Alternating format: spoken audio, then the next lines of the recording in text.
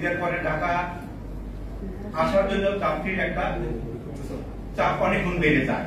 সেই তুলনায় যানবাহনের যোগান থাকে না। এমনকি ওই সময় যানবাহনগুলি পরিচালনার জন্য যে চালকের প্রয়োজন, সেই চালকটাও আমাদের যথাযথ সংখ্যক থাকে না। এই সুযোগটা নিয়ে কিছু অসাধু পরিবহন ব্যবসায়ী এই ভাড়া নড়িতে শুরু করে।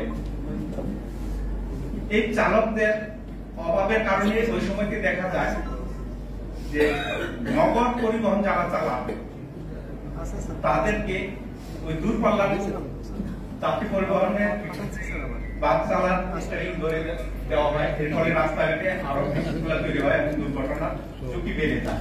এছাড়া দেশে পর্যাপ্ত পরিমাণে পরিবহন না থাকায় মোটরসাইকেলকে মিনি গণপরিবহনে পরিণত করেছে। মোটরসাইকেলের বিষয়ে দেখা যায় ভিয়েতনাম, কম্বোডিয়া ও চীনের ক্ষেত্রে মোটরসাইকেলের মালিকানা অনেক বেশি। সেখানে দেখা যায় প্রতি হাজারে 500টি মোটরসাইকেল আছে, আর বাংলাদেশে মাত্র প্রতি হাজারে 30টি মোটরসাইকেল আছে। কিন্তু দুর্ঘটনায় দেখা যায় বাংলাদেশ এশিয়ার শীর্ষ অবস্থান করছে। মোটরসাইকেল চালকদের দূরপাল্লায় চালানোর মতো অভিজ্ঞতা, দক্ষতা, শারীরিক ফিটনেস না থাকায় দুর্ঘটনা বাড়ছে। আমরা কারণগুলো ব্যাখ্যা করলে দেখি হয়তোবা সরকারের সঠিক পদক্ষেপের অভাব, নয়তোবা ভুল পদক্ষেপ, অথবা স্বেচ্ছাচারিতা, অথবা সরকারের নিয়ন্ত্রণহীনতা ও সরকারের জবাবদিহিতার অভাব সরাসরি দায়ী। এদিকে দীর্ঘদিন যাবৎ একটি অনির্বাচিত সরকার বহাল থাকায় সরকারের নৈতিকতার ভিত্তি যেমন হারিয়ে ফেলেছে, অন্যদিকে রাতের ভোট ও দামি ভোটে প্রশাসন, সরকারি কর্মকর্তা ও আমলারা সরাসরি যুক্ত থাকায় সরকারের প্রতিটি সংস্থা বা প্রতিষ্ঠান জবাবদিহিতার ঊর্ধ্বে চলে গেছে। মেগা লুটপাটের মেগা প্রজেক্ট গুলো করতে গিয়ে স্বাভাবিক সাধারণ সড়ক গুলো বছরের পর বছর যেমন বেহাল অবস্থায় আছে, তেমনি সড়ক বা মহাসড়কের উপর সেতু বা উড়াল সেতু তৈরিতে বছরের পর বছর দীর্ঘ সময়ও শেষ না হওয়ায় দেখা যায় দীর্ঘ যানজটে পড়তে হচ্ছে। চালকেরা অধৈর্য হয়ে গাড়ি চালাতে গিয়ে দুর্ঘটনার শিকার হচ্ছে। সরকারের নীতি নির্ধারকদের মধ্যে একটা আত্মতৃপ্তি আছে যে আমরা তো সড়ক প্রশস্ত করেছি, বহু এক্সপ্রেসওয়ে করেছি, নতুন নতুন সড়ক মহাসড়ক সেতু করে ফেলেছি, সড়ক মহাসড়ক আধুনিক করা হয়েছে। কিন্তু সড়ককে নিরাপদ করার জন্য বিজ্ঞানসম্মত সেই কাজগুলো করা হয়নি। মোটরসাইকেলের উপযোগী অবকাঠামো কিনা, গাড়িগুলোর গতি অনুযায়ী লেন আলাদা করা হয়েছে কিনা এবং তা তদারকি করার পর্যাপ্ত ব্যবস্থা নেওয়া হয়েছে কিনা, সেই প্রশ্নগুলি কিন্তু থেকেই যায়। সরকার বা নীতি নির্ধারকরা সর্বদাই বিজ্ঞানকে তোয়াক্কা না করে সড়ক নির্মাণ, সড়ক ব্যবস্থাপনা, পরিবহন মালিক ও পরিবহন শ্রমিকদের সাথে আপোষ করে চলছে, অর্থাৎ সড়ক দুর্ঘটনার সাথে আপোষ করে চলছে। সরকারের নীতি নির্ধারকরা অবকাঠামো উন্নয়নে যতটা আগ্রহী, ঠিক তার উল্টোটা সড়কে নিরাপত্তা নিশ্চিতের ক্ষেত্রে। কারণ অবকাঠামো খাতে সবসময় ব্যাপক বিনিয়োগ হয়। বিনিয়োগ যেখানে আছে সেখানে তাদের আগ্রহটা অনেক বেশি, কারণ সেখানে অধিক পরিমাণে লুটপাট করা যায়। ফলে অবকাঠামো উন্নয়নের ক্ষেত্রে তারা হুমকি খেয়ে পড়েছে। কিন্তু যানবাহন ব্যবস্থাপনা, সড়কের নৈরাজ্য ঠেকাতে যে ব্যবস্থাপনা দরকার, মানুষকে ঝুঁকি দশা থেকে বের করে আনার জন্য যেসব কাজ করার কথা, সেটা আসলে বিনিয়োগের বিষয় নয়। এটি আসলে দরদ দিয়ে কাজ করার বিষয়। যেখানে বিনিয়োগ নেই, শুধু দরদ দরকার, সেখানে আমাদের নীতি নির্ধারকদের আগ্রহ নেই। এখানে কিছু তথ্য চিত্র তুলে ধরেছি, যেগুলো বিশ্লেষণ করলে এই কারণগুলো বের হয়ে আসে। বিশ্ব ব্যাংকের তথ্য অনুযায়ী 4 লেনের সড়ক নির্মাণের তুলনামূলক একটি চিত্র দেখানো হয়েছে। এখানে দেখা যাচ্ছে যে ইন্ডিয়া, চায়না, ইউরোপ, ইন্ডিয়ার প্রতি কিলোমিটার 4 লেনের একটি রাস্তা তৈরি করতে লাগে 1.1 থেকে 1.3 মিলিয়ন ডলার, যেখানে চায়না লাগে 1.3 থেকে 1.6 মিলিয়ন ডলার এবং ইউরোপে যা লাগে 2.5 থেকে 3.5 মিলিয়ন ডলার। বাংলাদেশের ক্ষেত্রে আমি কয়েকটা হাইওয়ে রিপোর্ট তুলে ধরেছি। রংপুর কুমরুল হাইওয়ে, যেখানে খরচ হয়েছে 6.6 মিলিয়ন ডলার প্রতি কিলোমিটার 4 লেনের রাস্তা তৈরি করতে। ঢাকা সিলেটে যেখানে লাগছে 7 মিলিয়ন ডলার এবং ঢাকা মাওয়া লাগছে 11.9 মিলিয়ন ডলার। আর ঢাকা চট্টগ্রাম এবং ঢাকা ময়মনসিংহ এগুলি রাস্তা প্রশস্ত করার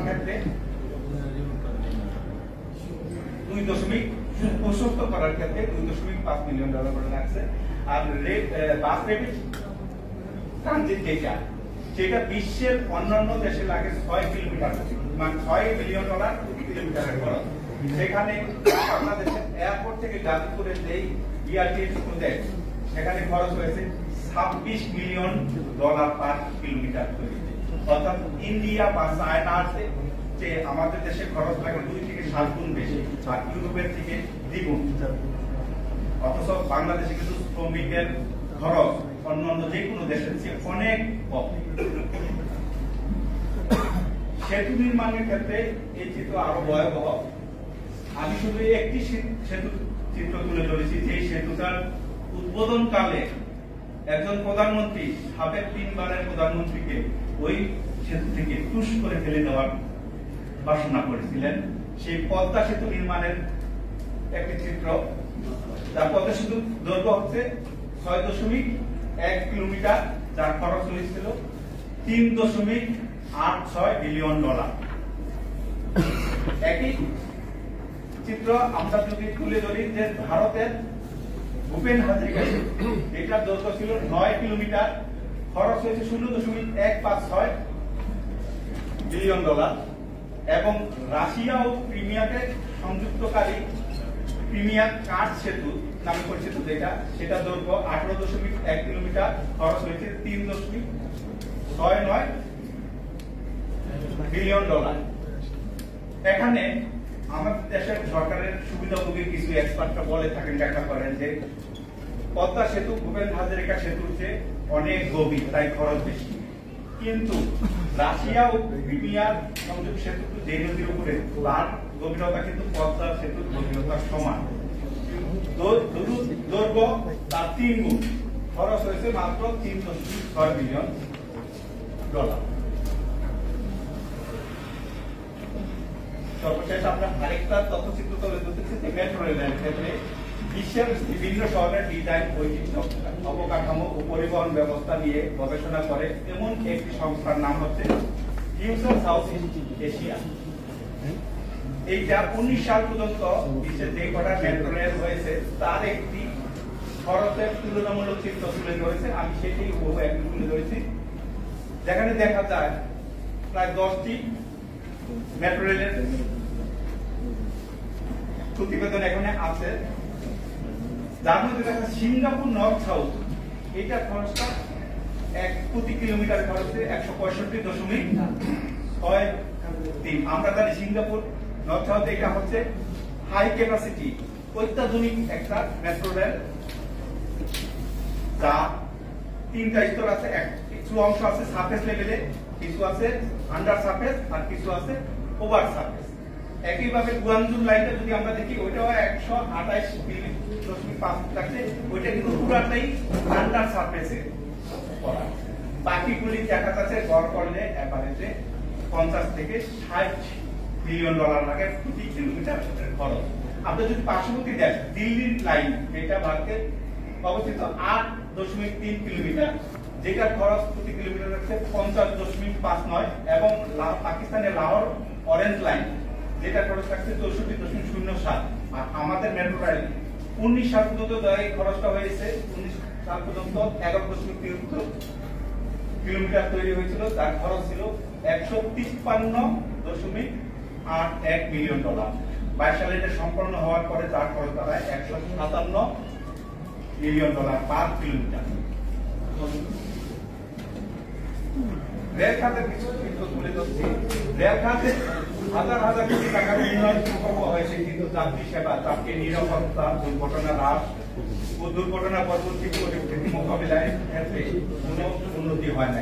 একটি দুর্ঘটনার পর ট্রেন উদ্ধার ও লাইন চালু করতে 31 ঘন্টা সময় লাগা অর্থ হলো উদ্ধারের যন্ত্রপাতি ও লোকবলের সক্ষমতায় অনেক ঘাটতি আছে। রেল যোগাযোগের মূল সমস্যাগুলো যদি আমরা সামারাইজ করি, তবে দেখতে পাই উচ্চ ব্যয়ে নতুন রেল লাইন ও স্টেশন ভবন নির্মাণের প্রকল্প নিয়ে সরকারের যত আগ্রহ, রেলপথ ও রেল সেতু সংস্কার এবং সংকেত ব্যবস্থার আধুনিকায়নে মনোযোগ নেই। উদ্ধারকারী ট্রেন কম, পুরনো এবং স্বল্প জনবলকে দক্ষ করার উদ্যোগের অভাব, শিডিউল বিপর্যয় ঘটলে স্টেশনে অপেক্ষমান যাত্রীর যথাসময়ে তথ্য প্রদানের ব্যবস্থার অভাব।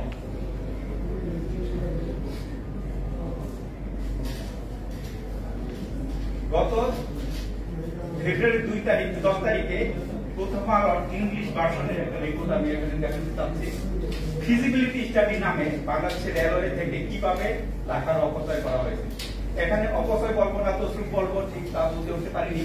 কারণ বিগত 9 সাল থেকে 22 সাল পর্যন্ত 14 বছরে 20টি ফিজিবিলিটি স্টাডি এবং টেকনিক্যাল সাপোর্টের নামে 839 কোটি টাকা খরচ করা হয়, যেগুলো টেকনিক্যালি ভায়াবল হওয়া সত্ত্বেও বাস্তবের উপায় নেই। সাধারণত সরকার কোনো প্রজেক্ট করার সিদ্ধান্ত নেওয়ার পরেই কিন্তু এই ফিজিবিলিটি স্টাডি করা হয় নাকি। তাই সংশ্লিষ্ট সংস্থা বা মন্ত্রণালয়ের উপর খামখেয়ালি ফিজিবিলিটি স্টাডির নামে অর্থ লুটপাটের অভিযোগ আছে। কেননা এই ধরনের ফিজিবিলিটি স্টাডি ও টেকনিক্যাল সাপোর্টের ঘটনায় বড় ধরনের আন্ডারহ্যান্ড কমিশনের বিষয় থাকে। এছাড়াও বর্তমানে 364 কোটি টাকা ব্যয়ে আরো 8টি প্রজেক্টের ফিজিবিলিটি স্টাডি এবং টেকনিক্যাল সাপোর্টের কাজ চলমান। এর বাইরে 22 সালে বুলেট ট্রেনের ফিজিবিলিটি স্টাডির নামে 100 কোটি টাকা ব্যয় করা হয়।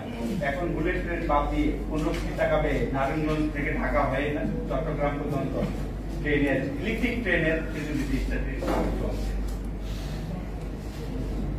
9 সাল থেকে এ পর্যন্ত রেলওয়ে উন্নয়নের জন্য 75,000 কোটি টাকা ব্যয় করেছে, কিন্তু প্রথম আলো পত্রিকার রিপোর্ট অনুযায়ী এখন পূর্বের চেয়ে অনেক কম রেল চলমান আছে। প্রতি বছর এছাড়াও প্রতি বছর দেখানো 13 থেকে 14 কোটি টাকা লোকসান দেখানো হচ্ছে। পর্যাপ্ত পাবলিক পরিবহনের অভাবে সর্বগতি 3 চাকার গাড়ির সংখ্যা যেমন বিপুল পরিমাণে বেড়েছে, তেমনি কর্মসংস্থানের অভাবে দেশের জনশক্তির বিরাট এক অংশ বিনা প্রশিক্ষণে এই 3 চাকা গাড়ি চালানোর দিকে ঝুঁকে পড়ছে। এতে করে সড়ক দুর্ঘটনা যেমন বাড়ছে, তেমনি এই বৃহৎ জনশক্তি উৎপাদনমূলক কাজে নিয়োগের মাধ্যমে দেশের সমৃদ্ধি বৃদ্ধি করার সম্ভাবনা থেকে দেশ পিছিয়ে যাচ্ছে। যারা বাস মালিক, তথাকথিত দরবার শ্রমিক নেতা ও সুবিধাভোগী, তারাই সিদ্ধান্ত নেওয়ার সব কমিটিতে বসে আছেন। তাদের কেউ কেউ সরকারের মধ্যেও বসে আছেন। এটা একটা বিশাল সিন্ডিকেট, একটা আনহোলি নেক্সাস। এই সিন্ডিকেটের কাছে আমরা সবাই অসহায়। পরিবহনের মালিক, মন্ত্রী, এমপি বা সরকারি দলের প্রভাবশালী নেতা হয় ফিটনেস সনদ নেওয়ার প্রয়োজনীয়তা অনুভবই করে না। গত 22 এপ্রিল সড়ক দুর্ঘটনায় নিহত চট্টগ্রাম প্রকৌশল বিশ্ববিদ্যালয়ের 2 জন শিক্ষার্থীকে আরোহণকারী মোটরসাইকেলে যে বাসটি টাকা দেয়, সেই গাড়িটি ছিল 43 বছরের পুরনো ফিটনেস ছাড়া রক্তচক্কর একটি গাড়ি। চট্টগ্রাম কাপ্তাই সড়কে এক বছর আগে এরূপ ভাঙ্গাচোরা প্রায় 30টি গাড়ি নিয়ে চালু হয় শাহ আমানত পরিবহন সার্ভিস, যার মালিক সরকারি দলের নেতারা। বিআরটিএ এর হিসাব মতে চট্টগ্রাম শহর ও জেলায় চলাচলকারী নিবন্ধিত গাড়ির বাহিরে এরকম ফিটনেসবিহীন প্রায় 70,000 গাড়ি রয়েছে। এ থেকে বোঝা যায় সারা দেশে কি পরিমাণ ফিটনেসবিহীন গাড়ি রয়েছে। সরকার দলের ছত্রছায়ায় এই ধরনের পরিবহন নৈরাজ্য পরিচালিত হয়ে আসছে। একটি গবেষণা রিপোর্ট থেকে প্রাপ্ত তথ্য অনুযায়ী সারা দেশে যত সড়ক দুর্ঘটনা সংঘটিত হয় তার 1/4 হয় শহর অঞ্চলে, সড়ক মহাসড়কগুলো। আর সড়কে যত দুর্ঘটনা ঘটে তার 14% রাজধানীর ঢাকায়, এবং ঢাকা শহরে যারা সড়ক দুর্ঘটনায় মারা যান তাদের 60% পথচারী। একটা রাজধানী শহরে সড়ক কিভাবে এত দুর্ঘটনা প্রবণ ও বিশৃঙ্খল হয় তাই এখন বিবেচ্য বিষয়। ঢাকার ট্রাফিক ব্যবস্থাপনা খুবই দুর্বল। এখানে আমরা শিখলে অনেকটা হাতের ইশারায়, বাঁশি বাজিয়ে, লাঠি দিয়ে, চোখের লেজার লাইট মেরে অথবা দড়ি টেনে ট্রাফিক নিয়ন্ত্রণ করার চেষ্টা করছি। ঢাকা শহরে মেট্রো রেল ও এলিভেটেড এক্সপ্রেস ওয়ের মতো 2টি অবকাঠামো তৈরি করে সরকার কীর্তির ঢেকুর ফেলে বাংলাদেশকে বিশ্বে উন্নয়নের রোল মডেল বানিয়ে ফেলেছে বলে দাবি করে আসছে। অথচ যানজট আগের যে ক্রমেই বেড়ে চলছে, কারণ এই সরকার যাই করে তার পুরোটাই রাজনৈতিক বিবেচনায় করে থাকে, মানুষের শক্তির কথা মোটেও বিবেচনা করে না। তাই বিজ্ঞান প্রসূত চিন্তা ভাবনা এদের মাথাতেই আসে। একদিকে মেট্রো রেল, অন্যদিকে ঢাকা সড়কে লক্ষ চক্কর রং চক্কা ও ফিটনেসবিহীন বাস, বাসে বাসের আসারেছি সারা সড়কে পুরো ঢাকায় 800-এরও বেশি বাস। এর মানে 200 থেকে 300 মিটার পর পর বাস থামছে। আসলে ঢাকা শহরে পুরোটাই একটা বাস। ঢাকা শহরে 40 থেকে 42টির বেশি রুটের দরকার নেই। কোনো একটা রুটে দেখা যায় অনেকগুলো পরিবহন চলছে, আবার একই পরিবহনের মধ্যে অনেক মালিক আছে। ঢাকা পরিবহন মালিক প্রায় 3000। যে কোনো একটা শহরে এত সংখ্যক মালিকের নজির নেই। এর মানে রুট পারমিট দেওয়া হয়েছে রাজনৈতিক বিবেচনায় অবৈজ্ঞানিক ভাবে। যারা পরিবহন নেতা আছেন তাদের কাছে রুট পারমিট পাওয়া মানে বিশাল ব্যবসা। ভুল পরিকল্পনা, দুর্নীতি, অবৈজ্ঞানিক চিন্তা ভাবনা থেকে শহরবাসীকে কতটা ভোগাচ্ছে এবং ভবিষ্যতে আরো বহুগুণ ভোগাবে তার দুটি উদাহরণ দিয়ে আমি আমার বর্তমানে শেষ করব। মেট্রো রেলের প্রতিদিন 2.5 থেকে 3 লক্ষ যাত্রী যাতায়াত করে। সেখানে একজন মানুষ যদি একবার যাওয়া একবার আসা বিবেচনা করা হয়, সেক্ষেত্রে 1.5 লক্ষ মানুষ এর সুবিধা ভোগ করছে। 2 কোটি মানুষের শহরে 1.5 লক্ষ মানুষের জন্য একটি মেট্রো রেল তৈরি করে কতই না হইচই শুরু করছে। ঘনবসতিপূর্ণ একটি শহরের ভেতর দিয়ে মাটির নিচ দিয়ে না করে রাস্তার উপর দিয়ে মেট্রো রেল করাটা কতটা অবৈজ্ঞানিক চিন্তা ভাবনা তা অচিরেই প্রকাশে আসবে। রাস্তাকে ভার্টিক্যালি এক্সটেনশন করার আর কোন সুযোগই রাখা হয়নি। বুয়েটের অ্যাক্সিডেন্ট রিসার্চ ইনস্টিটিউটের সাবেক পরিচালক যোগাযোগ বিশেষজ্ঞ মোহাম্মদ হাদিসুজ্জামানের মতে মেট্রোর পেছনে 2.5 বিলিয়ন, এখানে 3.3 বিলিয়ন হবে, এই পরিমাণ খরচ করা হয়েছে। অথচ 1 বিলিয়ন বিনিয়োগ করলে ঢাকার পরিবহন ব্যবস্থা পুরনো চলে পাল্টে দেওয়া সম্ভব। এটা হাদিসুজ্জামানের মতামত। অপরদিকে যাত্রাবাড়ি ফ্লাইওভার একটি বেসরকারি প্রতিষ্ঠানকে ইজারা দিয়ে নির্মাণ করে শহরবাসীকে আজীবনের জন্য জিম্মি করে দেওয়া হয়েছে। গুলিস্তান যাত্রাবাড়ি কেন্দ্রিক ব্যস্ততম রাস্তাগুলো যেমন চানকারপুর থেকে যাত্রাবাড়ি হয়ে শনিরাখা ও দোলাইপাড় এবং সায়দাবাদ হইতে গোলাপাড় রাস্তাগুলো একেবারে মৃত্যু ঘটিয়ে দিয়েছে। অর্থাৎ নিচের স্বাভাবিক রাস্তার মৃত্যু ঘটিয়ে উপর দিয়ে আরেকটি রাস্তা তৈরি করেছে আর শহরবাসীকে টোলের ফাঁদে জিম্মি করে রেখেছে। ফ্লাইওভারটি এমন ভাবে তৈরি করা হয়েছে যেন নিচ দিয়ে কোনো যানবাহন সকালে চলাচল করতে না পারে, উপর দিয়ে যেতে বাধ্য হয়। এর জন্য টোল দিতে ও উঠতে নামতে ফ্লাইওভারের উপরে নিচে ঘন্টার পর ঘন্টা জ্যামে পড়ে থাকতে হয়। সড়ক দুর্ঘটনায় বার্ষিক আর্থিক ক্ষতির পরিসংখ্যান আমরা তুলে ধরতে পারি নাই, তবে গবেষণায় দেখা যায় যে মোটরসাইকেল দুর্ঘটনায় সবচেয়ে বেশি নিহত হচ্ছেন কর্মক্ষম মানুষ। ফলে আমাদের জননৈতিক সুবিধা কিন্তু ড্রেন আউট হয়ে যাচ্ছে। আমি যে পরিসংখ্যান তা থেকে দেখছি প্রতি বছর সড়ক দুর্ঘটনা ও হতাহতের কারণে যে ক্ষতি হচ্ছে তার অর্থনৈতিক মূল্য প্রায় 40,000 কোটি টাকা। কিছু সুপারিশ আছে, যদিও দামি ভোটের সরকারের কাছে সুপারিশের তোয়াক্কা করে না, এই সরকার কারো সুপারিশের তোয়াক্কা করে না, তবুও মানুষের কল্যাণ যে বিষয়গুলো বিবেচনায় আনা প্রয়োজন বলে মনে করি তা তুলে ধরা হলো। মানসম্মত সড়ক নির্মাণ ও মেরামত সুনিশ্চিত করা ও নিয়মিত রোড সেফটি অডিট করা, সড়ক রোড সাইন রোড মার্কিং অঙ্কন করা, দীর্ঘগতির যান ও দ্রুতগতির যানের জন্য আলাদা লেনের ব্যবস্থা করা, দক্ষ চালক তৈরির উদ্যোগ গ্রহণ এবং চালক ও সহযোগীদের বেতন ও কর্মঘণ্টা সুনিশ্চিত করা, যাতে করে তাদের মধ্যে একটা প্রফেশনালিজম তৈরি হয়। গণপরিবহনে বিকশিত করা ও ইজি বাইকের মতো ছোট ছোট যানবাহন আমদানি নিবন্ধন বন্ধ করা।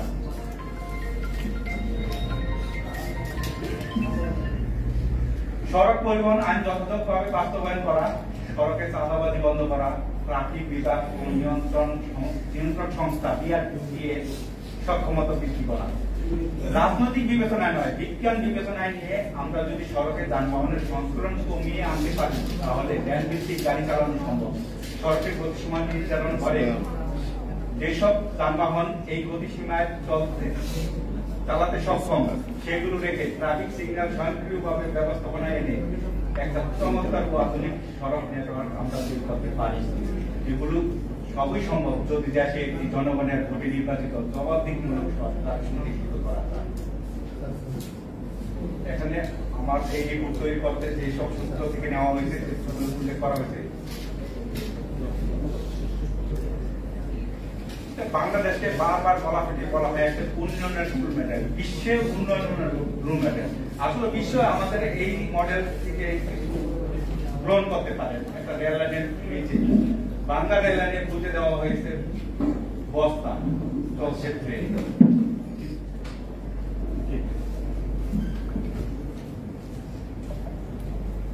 আর এই প্রবন্ধটা তৈরি করতে যারা সহযোগিতা করছে তাদের কাছে কৃতজ্ঞতা প্রকাশ করছি। বিশেষ করে প্রকৌশলী মোহাম্মদ রিয়াজুল ইসলাম রিজু ভাই, প্রকৌশলী আলমগীর হাসান আহমেদ, প্রকৌশলী শরীফুল ইসলাম, প্রকৌশলী আসিফ হোসেন, প্রকৌশলী নাহিদুল ইসলাম, এরা বিভিন্নভাবে সহযোগিতা করে আমাদের এই উদ্যোগে সহযোগিতা করেছেন। ধন্যবাদ। আমাদের মনোযোগ সহকারে শোনার জন্য ধন্যবাদ।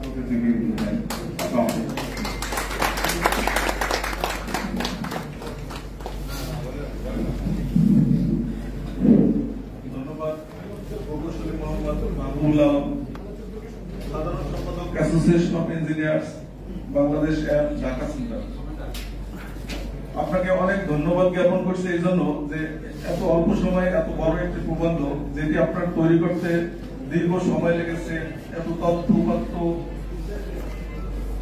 সংগ্রহ করে সেটিকে পুঙ্খানুপুঙ্খরূপে পর্যালোচনা করে তিনি যে প্রবন্ধটি তৈরি করেছেন এটি আসলেই যুগান্তকারী।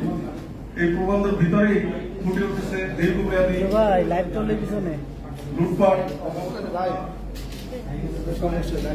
জনজীবনে কি পরিমাণ দুর্ভোগ নিয়ে আসতে পারে তার বাস্তব চিত্র ফুটে উঠেছে আমাদের আজকের এই প্রবন্ধে। এই প্রবন্ধটি আপনারা সবাইকে দিতে পারছি না, আপনাদের যদি প্রয়োজন হয় তাহলে আপনারা এই প্রবন্ধটি মোহাম্মদ শরীফুল ইসলাম সহ আইন বিষয়ক সম্পাদক এর কাছ থেকে সংগ্রহ করতে পারবেন। ধন্যবাদ। এ পর্যায়ে সংক্ষিপ্ত বক্তব্য নিয়ে আসলেন প্রকৌশলী মোহাম্মদ হানিফ, পাওয়ার বিশেষজ্ঞ ও সমাজ কল্যাণ বিষয়ক সম্পাদক, নিকটতম হাউজিং সোসাইটি।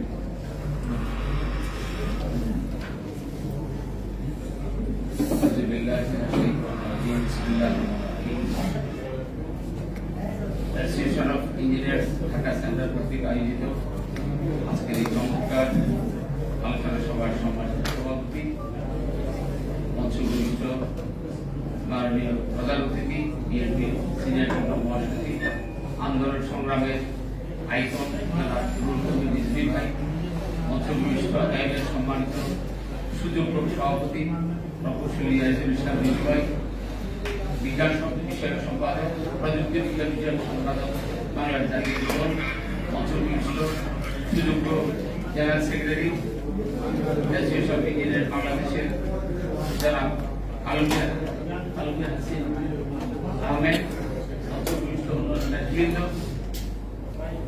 এবং আজকে উপস্থিত সম্মানিত প্রকৌশলী ভাইয়েরা, আসসালামু আলাইকুম ওয়া রাহমাতুল্লাহ। আজকের এই আর্টিকেল অত্যন্ত চমৎকার।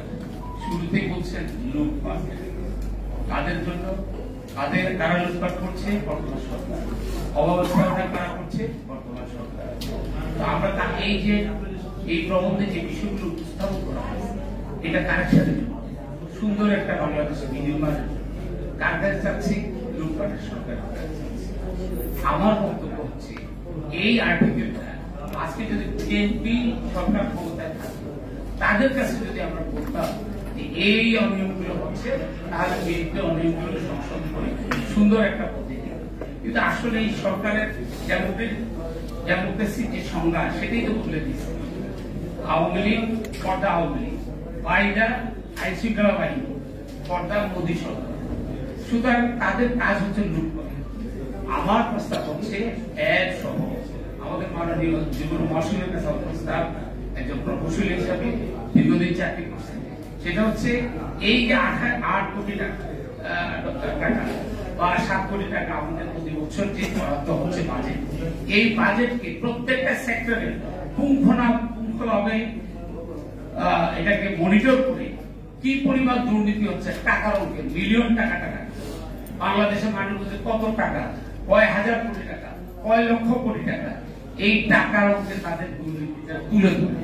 যেমন আমাদের বিদ্যুৎ সেক্টর, রোড হাইওয়ে, বাণী উন্নয়ন বোর্ড, রেল, ছোট্ট একটা উদাহরণ নেই, রেলে কয়েকটা ড্যামি ট্রেন করছে 7-8 বছর আগে 700 কোটি টাকা দিয়ে, 3 বছর চলে নেই, সবগুলো ফেলে দিয়েছে। এইভাবে প্রত্যেকটা সেক্টরে এলিভেটেড এক্সপ্রেসওয়েতে তারা 80 টাকা করে এটা ভাড়া নির্ধারণ করছে, যার জন্য গাড়িগুলো উঠে না। ইনভেস্টর চিন্তা করছে 14,000 কোটি টাকা ব্যয় করে আমি যে এইটা বানাচ্ছি বাকি টাকা দেবো, ইতিমধ্যে তো আমার কোনো রিটার্ন নাই, এই জন্য তারা টাকা বন্ধ করে দিয়েছে। কিন্তু তাদের পার্সেন্টেজ যেটা পাওয়ার সেটা পেয়ে যাচ্ছে। এই জন্য আমার বক্তব্য হচ্ছে যে প্রত্যেকটা ডিপার্টমেন্টে যে লুটটা হচ্ছে বিশ্ববিদ্যালয় শিক্ষা ব্যবস্থায়, মাদ্রাসা শিক্ষা ব্যবস্থায় একটা উপকমিটি করে জাতির সামনে প্রত্যেকটা এলাকার পাড়া মহল্লায় লিফলেট আকারে এইভাবে সভা সমিতি করে আমরা সরকারের মুখ উন্মোচন করে দেবো। এরা আমার সম্পদ লুটে দিচ্ছে, আমার সম্পদ ফিরিয়ে দাও, তোমার লুট বন্ধ করো। যেভাবে মিরপুরে আমরা দেখেছি খেটে খাওয়া মানুষ এই জালেম সরকারের বিরুদ্ধে জীবন বাজি রেখে যখন রাজপথে লুটিয়ে পড়েছে, বাধ্য হয়ে সরকার এই হাসিনা আগের দিন তার জেনারেল সেক্রেটারি বলছে কাল থেকে কিছুই চলবে না, এখন থেকে সব বন্ধ। পরের দিন বলল আশ্চর্য কথা, এই দরিদ্র গরিব মানুষের মুখে লাথি মারলো, এটা তো আপনার সরকার হতে পারে না। আমরা চাই না দরিদ্র ভাই বোনেরা আপনারা চান, মুহূর্তের মধ্যে দিগবাজি খেয়েছে। সুতরাং আমাদেরকে জনগণকে যদি বোঝাতে পারি যে আপনার 70% সম্পদ এই যে বিদ্যুতের আমাদের আজকে 8 টাকা 9 টাকা 14 টাকা 30 টাকা করে আমরা ইউনিট দিচ্ছি, আমরা যদি মানুষকে বুঝাতে পারি আমার সম্পদের সম্পদটা তারা লুট করে নিয়ে যাচ্ছে, আসলে আমরা প্রতিরোধ করি, লুট আমরা দেব নাই। সুতরাং আমি আমার প্রস্তাবটা হচ্ছে প্রত্যেকটা সেক্টরে বিএনপি যেহেতু এরা আইন শৃঙ্খলা বাহিনী নির্ভর একটা রাজনৈতিক দল হয়ে গেছে, একটা সরকার হয়ে গেছে, তাদের সাথে আমরা গণতান্ত্রিক আন্দোলনে পারবো না। এই দেশের জনগণ বিশেষ করে ঢাকার মানুষ যদি জনসম্পৃক্ত এই আন্দোলনে সম্পৃক্ত না হয় এদের কথা ঘটানো যাবে না। কিন্তু আমার 100% বিশ্বাস বিএনপির বর্তমান নেতৃত্বের অধীনেই এদের পতন ঘটানো যাবে। ঢাকার লোকদেরকে ইনভলভ করে যদি আমরা আজকের এই প্রবন্ধের যে আর্টিকেলগুলো তুলে ধরা হয়েছে এটাকে আরো সামারাইজ করে টাকার অঙ্কে যে কত টাকা লুট করলো মোট, এই অঙ্ক যদি আমরা তুলে ধরে মানুষকে বুঝাতে পারি, অবশ্যই মানুষ সামনে এবং জনজীবন স্বাভাবিক ভাবে ফিরে আসবে এবং সুন্দর একটা সরকার যদি আসে তাহলে আমাদের আজকে এই সেমিনারের প্রত্যাশিত যে বিষয় এবং যে সুপারিশ ইনশাআল্লাহ এটা বাস্তবায়ন হবে। আগামী দিনের রাজপথে সবাইকে আমরা আমাদের সর্বোচ্চ মেধা প্রয়োগ করে আন্দোলন সংগ্রামে অংশগ্রহণ করবো, এই প্রত্যয় ব্যক্ত করে আমার বক্তব্য শেষ করছি। খোদা হাফেজ। বাংলাদেশ জিন্দাবাদ, শহীদ রাষ্ট্রপতি জিয়াউর রহমান অমর হোক এবং খালেদা জিয়া জিন্দাবাদ, তারেক রহমান জিন্দাবাদ। আসসালামু আলাইকুম। ধন্যবাদ প্রকৌশলী।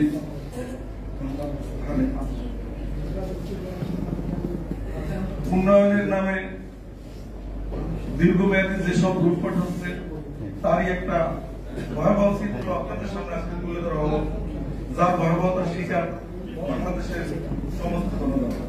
এ পর্বে বক্তব্য নিয়ে আসছেন এম আসাদুজ্জামান সুন্নু, সিনিয়র যুগ্ম মহাসচিব খান। সুন্নু ভাইকে তার বক্তব্য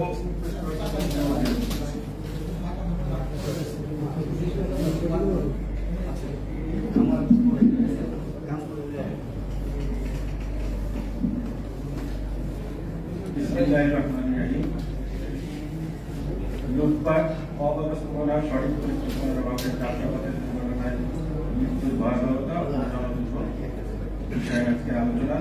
সম্মানিত সভাপতি, অনুষ্ঠানের প্রধান আকর্ষণ, প্রধান অতিথি, আমাদের অত্যন্ত প্রিয়ভাজন বাংলাদেশ জাতীয়তাবাদী দল বিএনপির সিনিয়র যুগ্ম মহাসচিব অ্যাডভোকেট রুহুল কবির রিজভী আহমেদ ভাই, উপস্থিত অ্যাবের সুযোগ্য সভাপতি বাংলাদেশ জাতীয়তাবাদী দল বিএনপির বিজ্ঞান ও প্রযুক্তি বিষয়ক সম্পাদক প্রকৌশলী রিয়াজুল ইসলাম রিজভী ভাই, উপস্থিত আমাদের অ্যাবের ডাইনামিক মহাসচিব আমাদের অত্যন্ত প্রিয়ভাজন প্রকৌশলী আলমগীর হাসিন আহমেদ, উপস্থিত অন্যান্য নেতৃবৃন্দ, প্রবন্ধ উপস্থাপক প্রকৌশলী মাহমুদ আলম, প্রফেসর রাজ্জাক ভাই সহ রবিন ভাই সহ এবং আমার সামনে উপবিষ্ট প্রিয় প্রকৌশলীবৃন্দ, বিভিন্ন রাজনৈতিক ব্যক্তিবর্গ, সাংবাদিক ভাইরা, আসসালামু আলাইকুম।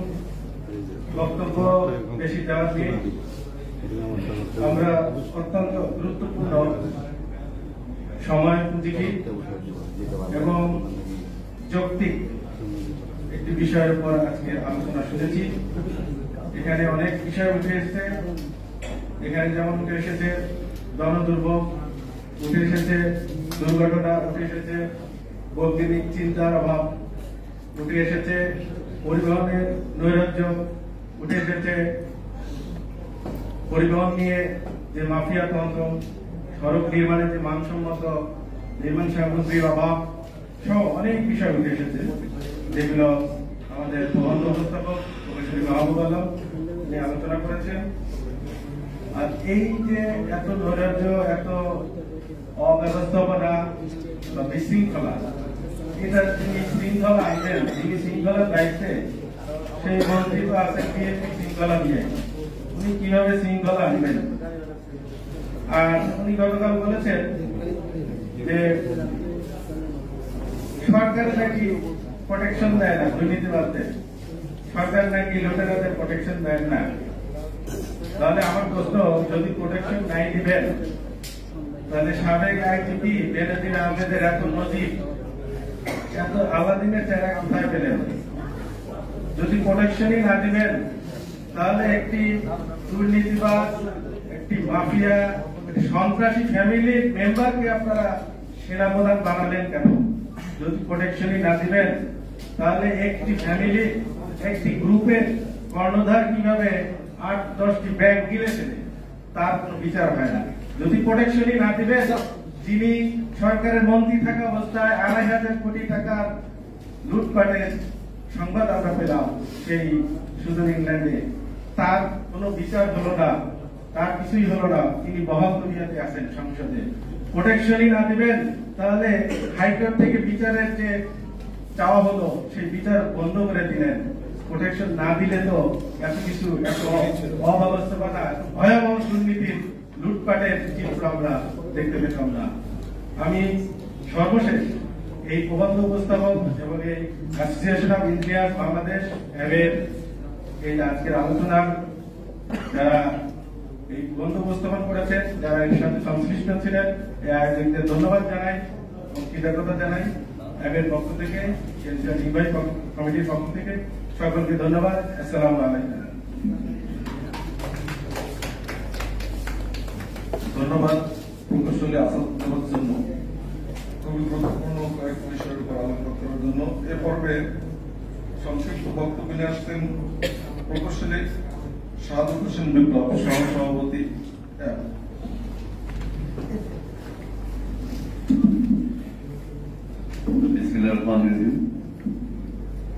আজকের এই আলোচনা সভার শ্রদ্ধেয় সভাপতি, আমাদের মাঝে প্রধান অতিথি হিসেবে উপস্থিত আছেন বিএনপির সময়ের কান্ডারি, light house of the brave, বিএনপির সিনিয়র যুগ্ম মহাসচিব অ্যাডভোকেট রুহুল কবির রিজভী।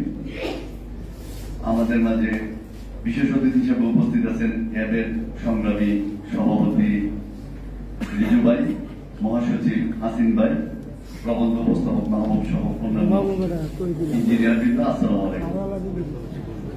আজকের এই আলোচনা সভায় আমি প্রথমেই কলম্বিয়ার রাজনীতিবিদ গোস্তাভো পেট্রোর একটি উক্তি দিয়ে শুরু করতে চাচ্ছি। তিনি বলেছেন, উন্নত দেশ এমন কোন জায়গা নয় যেখানে গরিবদের গাড়ি আছে, উন্নত দেশ সেটাই যেখানে ধনীরা গণপরিবহনে চলে, গণপরিবহনে যেই দেশ এবং নিরাপদে চলে সেটাই হল উন্নত দেশ। হোসেন জিল্লুর রহমান বলেছেন যে আমাদের দেশের বর্তমান সরকার অর্থনীতিকে খাদের কিনারে দাঁড় করিয়েছে শুধুমাত্র একমাত্রিক উন্নয়নের কারণে। একমাত্রিক উন্নয়ন সরকার কেন করতে যাচ্ছে, কেন করেছে, এ ব্যাপারে প্রবন্ধ উপস্থাপক বিস্তারিত বলেছেন। শুধুমাত্র আমি একটি ডাটা দিতে চাই। আমার বাড়ি যেহেতু নরসিংদীর ক্ষেত্রে, এই ক্ষেত্রে ঢাকা সিলেট যে 2 লেনের রাস্তা, এটাকে 6 লেনে মানে 6 লেনে উন্নতিকরণ করতে গিয়ে সরকার 209 কিলোমিটার রাস্তার খরচ প্রাথমিকভাবে ধরেছিল 9,510 কোটি টাকা। সেটাকে 3 বছর পরে 17,161 কোটি টাকায় উন্নীত করেছে, যার প্রতি কিলোমিটারে প্রতি কিলোমিটারে ব্যয় 82 কোটি টাকা, যেটা ইউরোপ থেকে ধরে বিশ্বের যে কোনো দেশের প্রতি কিলোমিটার রাস্তার খরচের চেয়ে বেশি। আপনারা জানেন কিছুদিন পূর্বে ওয়ার্ল্ড হেলথ অর্গানাইজেশন 2021 সনের আমাদের দেশের এই সড়ক দুর্ঘটনা নিয়ে একটি ডাটা প্রকাশ করেছিল। সেখানে বলেছিল 2021 সনে তৎকালীন সময় প্রতি বছর সড়ক দুর্ঘটনায় প্রায় 30,000 মানুষের মৃত্যু হয়, যাতে ক্ষতির পরিমাণ আমাদের জিডিপির প্রায় 2%, যেটা টাকার অঙ্কে দাঁড়ায় বর্তমানে যদি ডলারের হিসাব করি তাতে প্রায় 1 লক্ষ কোটি টাকা। আর যানজটের কারণে ওয়ার্ল্ড হেলথ অর্গানাইজেশনের মতে যে ক্ষতি হয় যানজটের কারণে তা বছরে প্রায় 1.5 লক্ষ কোটি টাকার সমান। অথচ আপনারা হিসাব করলে দেখবেন প্রতি বছর আমাদের বাজেটে প্রতি বছরই এই বাজেটে সড়ক উন্নয়নের নামে বাজেটের বরাদ্দ কিন্তু বৃদ্ধি পাচ্ছে। অথচ সত্যিকারের উন্নয়ন বলতে বোঝায় কৃষির উন্নয়ন, স্বাস্থ্যের উন্নয়ন, শিক্ষার উন্নয়ন, কিন্তু সেই ক্ষেত্রে কিন্তু সরকারের বাজেট কিন্তু কমছে, কারণ ওইখানে কিন্তু কমিশন নেই। আরেকটা কথা আমরা জানি, 2018 সালে এয়ারপোর্ট রোডে 2 শিক্ষার্থীর মৃত্যুর ফলে তখন কিন্তু ছাত্রছাত্রীরা মাঠে আন্দোলনে নামে। সরকার এক পর্যায়ে টানা 9 দিনের আন্দোলনের ফলে কিন্তু তখন সরকার বাধ্য হয় তাদের দাবি দাওয়াগুলি মেনে নিতে। তখন সরকারের পক্ষ থেকে নির্লজ্জভাবে বলা হয়েছিল কি যে এই শিক্ষার্থীরা আমাদের চোখ খুলে দিয়েছে। এখন পর্যন্ত আজকে দেখেন দিনকে দিন সড়ক দুর্ঘটনার পরিমাণ বাড়তে থাকায় রোড বিশেষজ্ঞরা বলছেন কি যে এখন তারা ব্যঙ্গ করে রোড বিশেষজ্ঞরা বলছেন এখন সরকারের সেই চোখ খোলা চোখ যেটা শিক্ষার্থীরা খুলে দিয়েছিলেন সেটা বন্ধ হয়ে গেছে। যাই হোক, গাজীপুর সহ উত্তরের জেলাগুলির যান জটের কারণে যে দুর্ঘটনা দিনকে দিন পর্যন্ত বৃদ্ধি পাচ্ছে, এটা আপনারা দেখতে পাচ্ছেন। পরিশেষে আমি আরেকটি কথা বলতে চাই। আপনারা জানেন তথাকথিত এই সরকার যখন ক্ষমতায় আসে তখন উন্নয়নের গাড়ি যখন ছুটতে শুরু করেছে এই অবকাঠামো উন্নয়নের নামে, তখন কিন্তু এই উন্নয়নের সাথে সাথে তথাকথিত উন্নয়নের সাথে সাথে লুণ্ঠন, দুর্নীতি, অনিয়ম, মত্ত হাতির মতো চারদিকে এসে এটাকে ধরেছে এবং এখানে লুটপাট চলতেছিল। তখন উন্নয়ন হওয়ার কথা ছিল, অথচ আমাদের উন্নয়ন হওয়ার কথা ছিল সাস্টেনেবল ডেভেলপমেন্ট, আমাদের উন্নয়ন হওয়ার কথা ছিল ফ্রেন্ডলি, এনভায়রনমেন্ট ফ্রেন্ডলি, কিন্তু সেই উন্নয়নটা কিন্তু আমাদের হয়নি। আমাদের উন্নয়ন হওয়ার কথা ছিল গণতান্ত্রিক উন্নয়ন, আমাদের সুশাসনের উন্নয়ন, নৈতিকতার উন্নয়ন, আইনের শাসনের উন্নয়ন। কিন্তু ডক্টর আসিফ নজরুল বলছেন জবাবদিহিতাহীন ক্ষমতা সবসময় অন্যায়ের ভিত্তি।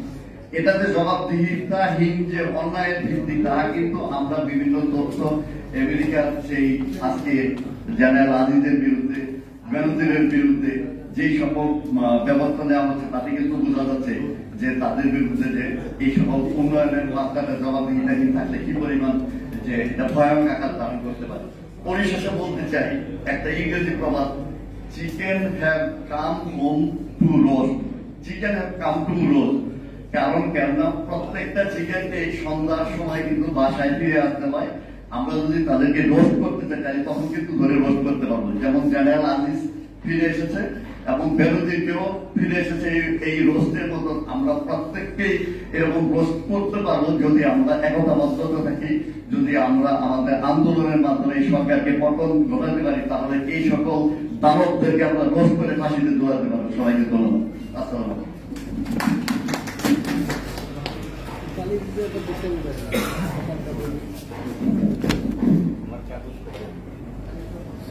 ধন্যবাদ প্রকৌশলী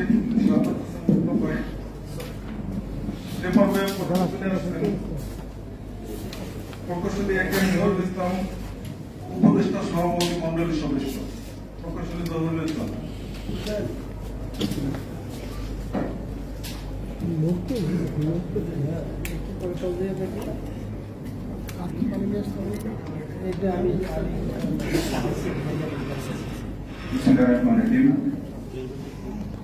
সম্মানিত সভাপতি, আজকের এই অনুষ্ঠানের প্রধান অতিথি, প্রিয় বড় ভাই, প্রিয় সংগঠক, বিএনপির সিনিয়র যুগ্ম মহাসচিব অ্যাডভোকেট রুহুল কবির রিজভী ভাই, বিশেষ অতিথি অ্যাসোসিয়েশন অফ ইঞ্জিনিয়ার্স বাংলাদেশের সম্মানিত সভাপতি এবং বিএনপির বিজ্ঞান এবং প্রযুক্তি বিষয়ক সম্পাদক প্রকৌশলী রিয়াজুল ইসলাম রিজু ভাই, বিশেষ অতিথি অ্যাবের সংগ্রামী মহাসচিব আলমগীর হাসিন ভাই, মঞ্চে উপবিষ্ট অন্যান্য নেতৃবর্গ এবং আমার সম্মুখে প্রিয় ইঞ্জিনিয়ার ভাইরা এবং জাতির দর্পণ প্রিয় সাংবাদিক ভাই বোনেরা, আসসালামু আলাইকুম। আমার প্রিয় নেতা, বহুদলীয় গণতন্ত্রের প্রবক্তা, সবুজ বিপ্লবের মহানায়ক, স্বাধীনতার ঘোষক শহীদ রাষ্ট্রপতি জিয়া রহমানের রুহের প্রতি মাগফিরাত কামনা করছি, কারণ এই মাসেই তিনি শাহাদাত বরণ করেছিলেন এবং সেই সাথে সাথে 16 কোটি মানুষের আশা আকাঙ্ক্ষার নেত্রী, যিনি এই সরকারের রোষানলে বন্দী, তার আশুরূপ মুক্তি এবং তার মুক্তি কামনা করে আমি আমার সংক্ষিপ্ত বক্তব্য শুরু করছি। বক্তব্যের শুরুতেই সূরা আহজাবের আয়াত দিয়ে শুরু করছি। ইয়া আইয়ুহাল্লাযীনা আমানু কুতিবা আলাইকুমুস সালামু লা তাকুনু কাল্লাযীনা আযা মুসা ফাবাররাহু লাহু মিম্মা কানা ওয়া কালু কুল্লামা কালু ওয়া কালা। এর অর্থ হলো যে মুসা নবীকে ওরা দোষী সাব্যস্ত করেছিল এবং আল্লাহ রাব্বুল আলামিন তাদের থেকে মুসা নবীকে মুক্ত করেন। হে ঈমানদারগণ, তোমরা তাদের। এখন এই সরকার বিএনপি অসংখ্য নেতা কর্মীকে অবৈধভাবে মামলা হামলা গুম খুন করেই যাচ্ছে। আমি এই আয়াতের মাধ্যমে এটাই মেসেজ দিতে চাচ্ছি যে আল্লাহ রাব্বুল ইজ্জত সবকিছু দেখতেছেন। ইনশাআল্লাহ এই বাংলাদেশের মাটিতে এদের বিচার হবে এবং আল্লাহর আদালতে এদের বিচার হবে। ইয়া আইয়ুহাল্লাযীনা আমানু লা তাকুনু কাল্লাযীনা, তারপরের আয়াতে আল্লাহ রাব্বুল ইজ্জত বলছেন যে আমাকে ভয় করো, হে ঈমানদারগণ আমাকে ভয় করো এবং সুসংহতভাবে কথা বলো। আজকে তারা তো আল্লাহকে ভয় করে না, তারা দিনের ভোট, আপনার আমার আমানত, প্রতি 5 বছর অন্তর অন্তর যে ভোট হয় সেই ভোট তারা দিনের ভোট রাতে করেছিল। এই আজিজ সেনাবাহিনী তথাকথিত প্রধান আজিজ সাহেব এবং বেনজিরের কাঁধে সওয়ার হয়ে তারা দিনের ভোট রাতে করছিল। এখন গতকালকে জনাব কাদের সাহেব আওয়ামী লীগের সেক্রেটারি জেনারেল, উনি বলতেছে তাদের ব্যক্তিগত কুকর্মের দায় দায়িত্ব তারা নেবে না, কিন্তু দিনের ভোট যখন তাদের দিয়ে রাতে করেছিলেন তখন তো তাদের দিয়ে করেছিলেন।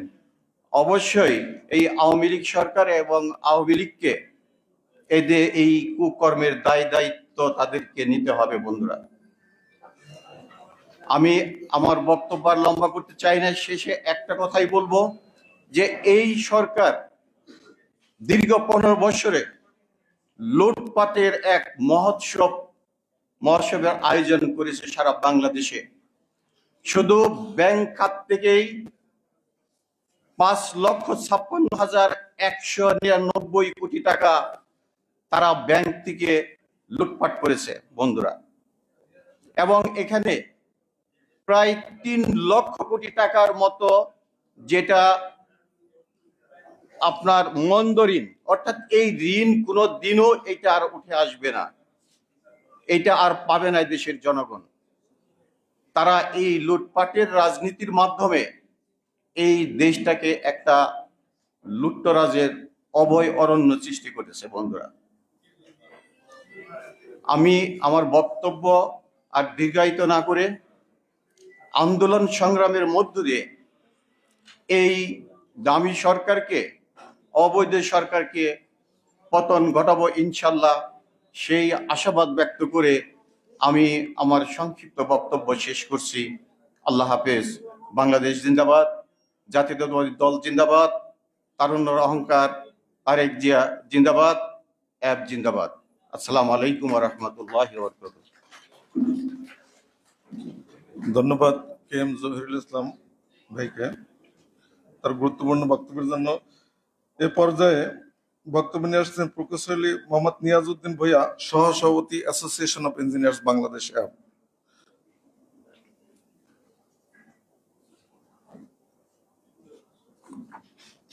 আসসালামু আলাইকুম। আজকের অনুষ্ঠানের মাননীয় সভাপতি এবং আমাদের প্রধান অতিথি রিজভী ভাই সহ উপস্থিত সকল প্রকৌশলী, সাংবাদিক ভাই ও বোনেরা, আমি খুব সংক্ষেপে বলতে চাই যে এখানে কয়েকটি বিষয়: লুটপাট, অব্যবস্থাপনা, সঠিক পরিকল্পনা অভাবে যাত্রাপথে দুর্ঘটনা, মৃত্যুর ভয়াবহতা ও জনদুর্ভোগ। বেসিক্যালি এই যাত্রাপথের সাথে আমরা আরো কিছু যোগ করতে পারি, যেহেতু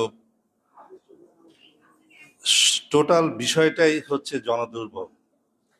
আমি যে বাজারে যাচ্ছি সেটাও তো একটা জনদুর্ভোগ, কি অবস্থায় আছি। যদিও ফেসবুকে এখন লেখা হয় যে আপনারা যে চুপ করে আছেন সেই জন্য আপনাকে বেশি দামে কিনতে হচ্ছে, এটি হচ্ছে আপনার ফাইন। আপনি যে কথা বলছেন না, কথা বলা মানে সরকারের বিরুদ্ধে অস্ত্র নিয়ে চলে আসে না। আমি একজন যদি মনে করি শিক্ষিত মানুষ হই আর কম শিক্ষিত বা অর্ধশিক্ষিত, অশিক্ষিত যেটাই হই, আমি মানুষ হিসাবে আমার যা অধিকার সেটা আমি বলতেই পারি, এবং রাষ্ট্র বা সরকারের দায়িত্ব হচ্ছে আমার বলার অধিকার নিশ্চিত করা। সেটা উনি মানবেন কি মানবেন না সেটা তার বিষয়, কিন্তু আমার কথা বলার অধিকারটা নিশ্চিত তাকে করতে হবে। আমি যেহেতু জনগণ, কারণ জনগণই দেশের মালিকানা, সরকার না। সরকার 5 বছর পর পর বদল হবে, জনগণ যাকে চাবে তিনি হবেন সরকারের দায়িত্বে থাকবেন। তা আমাদের এখন আজকে না, গতকালকে পত্রিকা দেখলাম 8টি মেগা প্রজেক্ট চলছে। এখন 2-1টি সম্ভবত এবছরে শেষ করবেন। এবং প্রত্যেকটা মেগা প্রকল্পে যদি যাই, এবং আমিও অ্যাবের সদস্য হিসেবে কাউকে দায়িত্ব দেওয়ার বা বলার বিষয় না, আমার নিজেরও দায়িত্ব যে প্রত্যেকটা মেগা প্রজেক্টের একটা শ্বেতপত্র আমাদের দিক থেকে বের করা উচিত। এখন সময় দাবি হয়ে গিয়েছে, কারণ সরকার বলছেন যে তারা বিভিন্ন প্রজেক্ট করছেন, জনগণ লাভবান হচ্ছে। আমরা একটু অস্বীকার করি না যে জনগণ লাভবান হচ্ছে না বা এই প্রজেক্ট দরকার নেই, কিন্তু কখন কোন প্রজেক্টে দরকার, কত খরচে দরকার, ইকোনমিক্সের ভাষায় বলা হয় মানে বেস্ট ওয়ে অফ মানির সর্বোচ্চ ব্যবহার কোনটা হচ্ছে, যে আমি কত হাজার কোটি টাকার প্রজেক্ট কত হাজার কোটি টাকায় করলাম, এবং কোন প্রজেক্টটা কখন দরকার। যে আমার কি টানেল এখন দরকার, টানেল থেকে আমাদের কত আসছে। টানেল একটা দেশের জন্য ভাবমূর্তির বিষয় হতে পারে, যে হ্যাঁ এশিয়ার মধ্যে আমরা টানেল প্রথম করলাম, কিন্তু এখন আমি খেতে পারছি না, এখন আমি কি পোলাও না বিরিয়ানি নিয়ে চিন্তা করব, না মোটা চালের ব্যবস্থা হচ্ছে কিনা আমার, সেটা আমি ব্যবহার করব। সেটা আমাদের দেখার বিষয়। আমাদের মেট্রো রেল অবশ্যই দরকার, একটা না, আমাদের যে 6টা প্রজেক্ট আছে 6টাই দরকার, কিন্তু কত টাকায় হচ্ছে। বর্তমান অনির্বাচিত প্রধানমন্ত্রী উনি 2-1 দিন আগেই বলছেন আমাদের মাটির সয়েল নাকি ভালো না, সেই জন্য খরচ বেশি হয়। আমি রিকোয়েস্ট করব আজকের এই অনুষ্ঠানের মাধ্যমে যদি পত্রিকা বা ইলেকট্রনিক মিডিয়াতে যায়, যে এটা নিয়ে একটা গবেষণা করা উচিত। দক্ষিণ এশিয়া বা বিভিন্ন দেশের যে আমরা স্ট্যাটিস্টিক্স গুলো দিচ্ছি, যে যেখানে খরচ কেন আমাদের বেশি হচ্ছে, উনি বলছেন আমাদের সয়েল ভালো না, যার ফলে আমাদের খরচটা বাড়ছে। পদ্মা নদীতে যে ফ্লো, এই ফ্লোটা পৃথিবীর সর্বোচ্চ ফ্লো, যেখানে খরচ বেশি হচ্ছে, এটা অনেক তলায় যেতে হচ্ছে এর পিলারগুলো। ঠিক আছে, এটা নিয়ে আমরা একটা বিশ্লেষণ করি না। আমরা যেগুলো বলছি এগুলো ঠিক না, ওনারা যেগুলো বলছেন সেটা ঠিক। যদি ওনাদেরটা ঠিক হয় ঠিক আছে, আমরা কারেকশন করে নিব, আর যদি আমাদেরটা ঠিক হয় ওনাদেরকে কারেকশন করে নিতে হবে। কারণ এখন এমন অবস্থা হচ্ছে, আমরা হয়তো টের পাচ্ছি না, আমাদের পরের প্রজন্ম টের পাবে হয়তো, যে লোন করে আমরা এই প্রজেক্টগুলো করছি নিয়ম মাফিক না করে, সেই প্রজেক্টের ঋণের টাকা সুদ দিতে হচ্ছে অন্য আর একটা ঋণ করে। এটা যে কত বড় ভয়াবহ অবস্থা দাঁড়াবে, এটা আল্লাহ জানেন যে আমাদের পরের প্রজন্ম এই লোডটা নিতে পারবে কিনা। যে লোনের যে সুদটা হয় সেটা দিতে হচ্ছে আর একটা লোন করে, তাহলে আমাদের ইকোনমিক্সের অবস্থাটা কি? একটা ব্যাংক আর একটা ব্যাংকের সাথে মার্জ করছে। এত ছোট একটা দেশের ইকোনমিতে 40-43টা ব্যাংক তৈরি হয়েছে লুটপাটের কারণে। এই উদাহরণ দিতে দিতে সময় অনেক শেষ হয়ে যাবে। একটি ভালো ব্যাংক ছিল ইসলামী ব্যাংক, তাকে শেষ করতে হবে, একটা গ্রুপকে দিয়ে দেওয়া হলো, পুরো ব্যাংক নিয়ে নিল, একাই মনে হয় 3টা না 4টা ব্যাংক। কোর্টে মামলা হলো, কোর্ট স্টে করলো না, এটার বিষয়ে তদন্ত করা যাবে না, এটা তো ফানি বিষয় হয়। তো সেই জন্য বলছি যে এই যে অব্যবস্থাপনা হচ্ছে, এটা আজকের দিনের না, এটা জবাবদিহিতাহীন সরকার আছে বলে হচ্ছে। যদি সরকারকে জনগণের ভোটে নির্বাচিত হতে হতো 5 বছর পর পর, তখনই তার দায়িত্ববোধটা থাকতো যে 5 বছর পর আবার জনগণের কাছে আমাকে রায়ের জন্য যেতে হবে। এই জন্য আমরা ইঞ্জিনিয়াররা বলে থাকি যে সাস্টেনেবল ডেভেলপমেন্টের জন্য গুড গভর্নেন্স দরকার। গুড গভর্নেন্স না হলে প্রকল্প হবে। আশুলিয়া থেকে এখন যে এটা আসবে, এক্সপ্রেস ওয়েটা আসবে, তার কলাম এই ইসে দিতে পারছে না, আবদুল্লাহপুরে দিতে পারছে না। কেন পারছে না? যখন যেটা মনে হচ্ছে প্রজেক্ট করা হচ্ছে। বাট এই প্রজেক্টগুলো করার আগেই বলা হয়েছিল যে ওখানে একটা কলামের উপর দিয়ে 3টা রোড যাবে, কিন্তু অপরিকল্পিতভাবে যখন যেটা মনে হয়েছে প্রজেক্ট করছে, এখন আশুলিয়া থেকে যে এক্সপ্রেস ওয়েটা আসবে ঢাকার দিকে, সেই এক্সপ্রেস ওয়ের কলাম দেওয়ার জায়গা নেই। এখন অনেক দূরে ঘুরে যেতে হচ্ছে, কস্ট বেড়ে যাচ্ছে, সময় বেড়ে যাচ্ছে। আমরা যে এখন এক্সপ্রেস ওয়েতে উঠছি 80 টাকা দিয়ে, হিসাব করে দেখেন কত বছর হয়েছে। যে কোনো প্রজেক্ট যত দেরি হবে তার কস্ট বেড়ে যাবে। তো কস্টটা কে বেয়ার করবে? জনগণই বেয়ার করতে হবে। এই যে যাত্রাবাড়ি ফ্লাইওভার, যেটা হানি ফ্লাইওভার নামে পরিচিত, জনগণ অবশ্য বলে যাত্রাবাড়ি ফ্লাইওভার, কাগজে কলমে হানি ফ্লাইওভার। আমার খুব ভালো মনে আছে, যদি আপনাদের মনে না থাকে, যখন উদ্বোধন হয়েছিল ওই সময় পেপার ঘাটলে দেখবেন 30 টাকা ছিল প্রাইভেট কারের, মাত্র 1 সপ্তাহ। সাথে সাথে চেঞ্জ হয়ে গেল 60 টাকা, সেই 60 টাকা চলছে। তাহলে ওই 30 টাকা তো হিসাব করেই দেওয়া হয়েছিল যে এটার টাকাটা কিভাবে উঠবে, রই বলে যাকে, রিটার্ন অন ইনভেস্টমেন্ট, ওটা হিসাব করেই তো দেওয়া হয়েছিল। এক ধাক্কা হয়ে গেল 30 টাকা থেকে 60 টাকা। তাহলে এই জনগণের যে বাকি 30 টাকা কোথায় যাচ্ছে? জনগণ যদি চুপ করে থাকে, তাহলে জনগণকে ওই যে বেশি দামে কিনতে হবে চুপ করে করে। একটা সময় কিন্তু ইতিহাস তাই বলে, একটা সময় জনগণকেও নেমে আসতে হবে।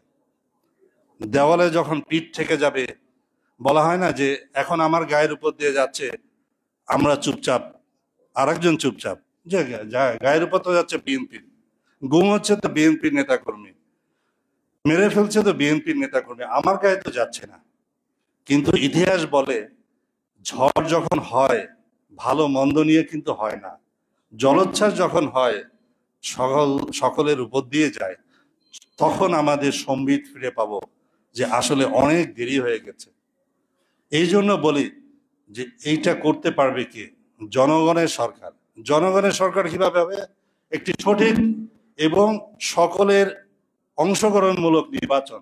আমরা তো বেশি কিছু চাইনি, বিএনপি তো ক্ষমতা চায়নি, বিএনপি চেয়েছে একটা সঠিক নির্বাচন। তাহলে সঠিক নির্বাচনটা দিতে অসুবিধা কোথায়? আপনারা এত অর্জন করেছেন, ঠিক আছে, বিএনপি আসুক, আপনারা আসেন, কে কয়টা সিট পায়? অনেকে দোহাই দেন আপনারা তো ইলেকশনে যান না। ইলেকশনে তো এর আগে আমরা গিয়েছি, আমরা তো কয়েকবার ইলেকশনে গিয়েছি। আপনারা কি ভোট দিতে পেরেছেন? জাতীয় পর্যায়ে যেমন পারেননি, আমাদের ইঞ্জিনিয়ার্স ইনস্টিটিউশনেও গত 5টা ইলেকশন আমাদের ইঞ্জিনিয়াররা ভোট দিতে পারে নাই। আমাদের এই যে বসা আছে চূন্য, তাকে পিস্তল ঠেকিয়ে ঢুকতে দেওয়া হয়নি। এজিএস ইলেকশন করেছে, আমি এজিএস প্রার্থী ছিলাম। আমাদের ঘাড়ের উপর থেকে ব্যালট পেপার নিয়ে নেওয়া হয়েছে। সেই ইতিহাস কিন্তু আমরা ভুলি নাই। মাত্র 10 বছর হয়েছে, 5টা ইলেকশন। কি হয়েছে? একজন নেতাকে ওখানে বলেছিলাম, 5টা ইলেকশন আপনারা করেছেন, খুব মোটা তাজা হয়ে গিয়েছেন, না কয়েকশো কোটি টাকার মালিক হয়েছেন, আর আমরা ইলেকশন করতে পারি নাই, ওই জায়গায় যেতে পারি নাই। আমরা কি শুকিয়ে গিয়েছি, না খেয়ে ফুটপাতে আছি? আমরা সম্মানের সহিতই আছি, ভালো আছি। সেই জন্য বলবো, সাংবাদিক বন্ধুরা, আপনারাই হলেন দর্পণ। আপনারা এই কথাগুলো পৌঁছে দিন যে বেশি কিছু দরকার নেই, আপনারা একটা সঠিক নির্বাচন দেন। নির্বাচনে যদি আওয়ামী লীগকে জনগণ নিয়ে আসে, তারা দেশ পরিচালনা করবে, কোনো অসুবিধা নেই। সেটা পৌঁছে দেন, জনগণের মঙ্গল হবে। যখনই একটি সরকার মনে করবে 5 বছর পর তাকে নির্বাচনের কাছে, যে জনগণের কাছে যেতে হবে ম্যান্ডেট নেওয়ার জন্য, তখনই কিন্তু সে এই অব্যবস্থাপনা, লুটপাট থেকে বেরিয়ে আসবে। ধন্যবাদ সকলকে। আসসালামু আলাইকুম।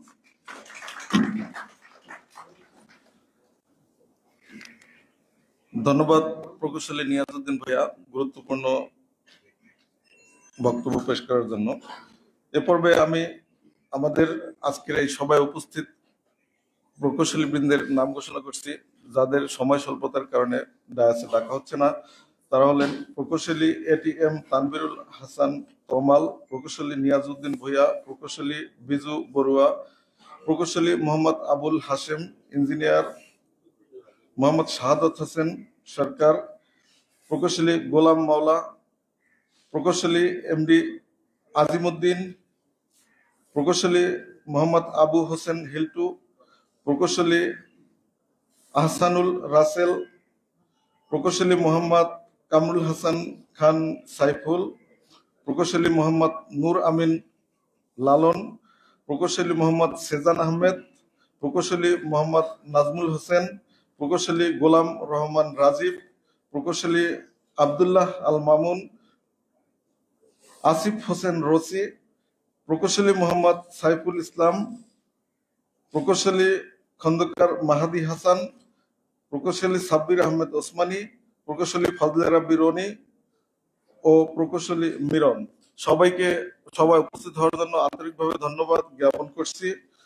সময় স্বল্পতার কারণে আপনাদেরকে মঞ্চে আপনাদের গুরুত্বপূর্ণ বক্তব্য শোনা হচ্ছে না, এজন্য সবাই কাছে আন্তরিকভাবে দুঃখ প্রকাশ করছি।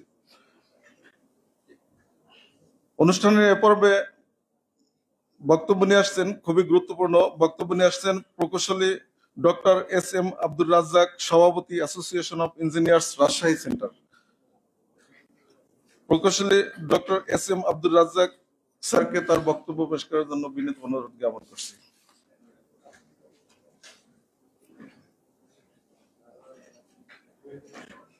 বিসমিল্লাহির রহমানির রহিম। অ্যাসোসিয়েশন অফ ইঞ্জিনিয়ার্স অ্যাপ ঢাকা বিভাগ কর্তৃক আয়োজিত লুটপাট, অব্যবস্থাপনা ও সঠিক পরিকল্পনার অভাবে যাত্রাপথে দুর্ঘটনায় মৃত্যুর ভয়াবহতা ও জনদুর্ভোগ শীর্ষক আলোচনা অনুষ্ঠানের সম্মানিত সভাপতি, ঢাকা বিভাগ অ্যাবের সভাপতি প্রকৌশলী মোহাম্মদ মোতাহার হোসেন, মাননীয় প্রধান অতিথি বিএনপির সিনিয়র যুগ্ম মহাসচিব অ্যাডভোকেট রুহুল কবির রিজভী আহমেদ, মাননীয় বিশেষ অতিথিবৃন্দ, অ্যাবের সম্মানিত প্রেসিডেন্ট প্রকৌশলী মোহাম্মদ রিয়াজুল ইসলাম রিজু এবং সম্মানিত মহাসচিব প্রকৌশলী আলমগীর হাসিনা আহমেদ সহ মঞ্চে উপবিষ্ট নেতৃবৃন্দ এবং সামনে উপবিষ্ট অ্যাবের বিভিন্ন পর্যায়ে নেতৃবৃন্দ, সদস্যবৃন্দ, আমন্ত্রিত অতিথিবৃন্দ, সাংবাদিকবৃন্দ, সবাইকে আমি রাজশাহী বিভাগ অ্যাবের পক্ষ থেকে শুভেচ্ছা জানাচ্ছি এবং সালাম জানাচ্ছি। আসসালামু আলাইকুম।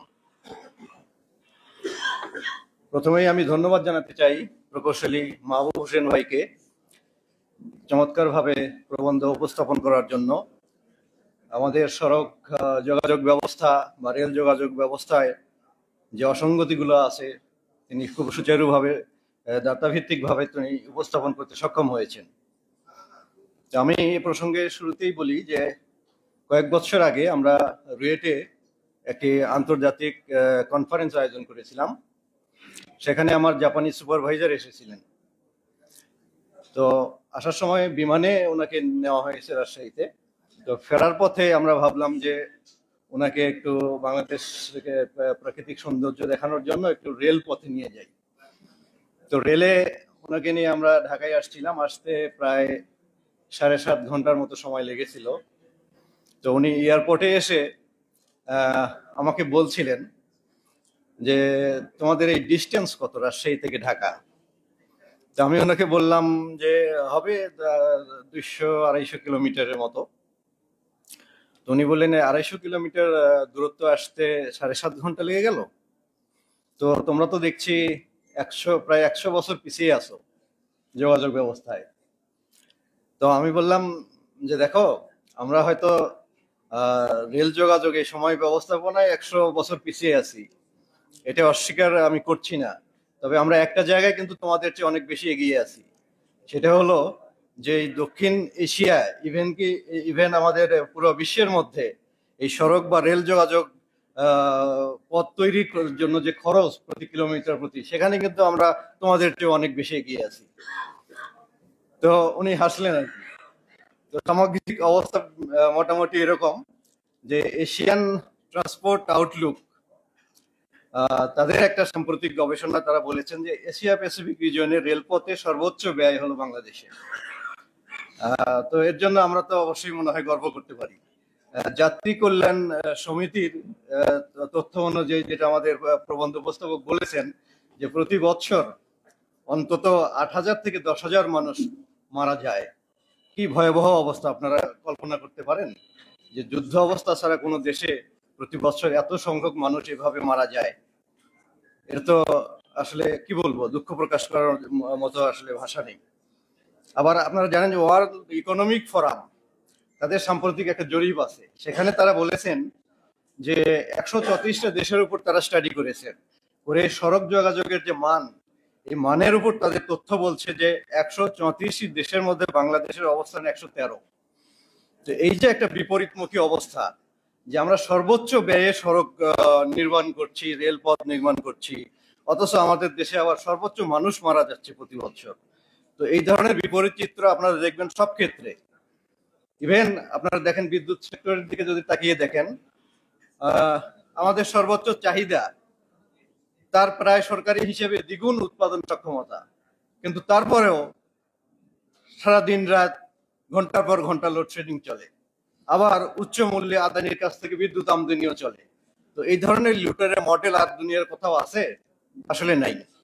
তো যাই হোক, আমি আর বেশি কিছু বলতে চাচ্ছি না, আমাদের অনেক অতিথিবৃন্দ আছেন, তাদের আমার বক্তব্য শুনবো। তো আমাকে আজকে এখানে কিছু কথা বলার সুযোগ দেওয়ার জন্য আমি সবাইকে ধন্যবাদ জানাচ্ছি। আসসালামু আলাইকুম। ধন্যবাদ professor doctor S M. Abdur Razzaque, সহসভাপতি association of engineers Rajshahi centre. তিনি একাধারে রাজশাহী প্রকৌশল ও প্রযুক্তি বিশ্ববিদ্যালয়ের প্রফেসর অলসো। আপনাকে আপনার গুরুত্বপূর্ণ বক্তব্য পেশ করার জন্য অসংখ্য ধন্যবাদ, এবং রাজশাহী থেকে এত দূর থেকে আমাদের মাঝে এসে উপস্থিত হয়ে আপনার মূল্যবান বক্তব্য পেশ করার জন্য আপনাকে ধন্যবাদ জ্ঞাপন করছি। এ পর্বে আমি একজনের নাম ঘোষণা করব।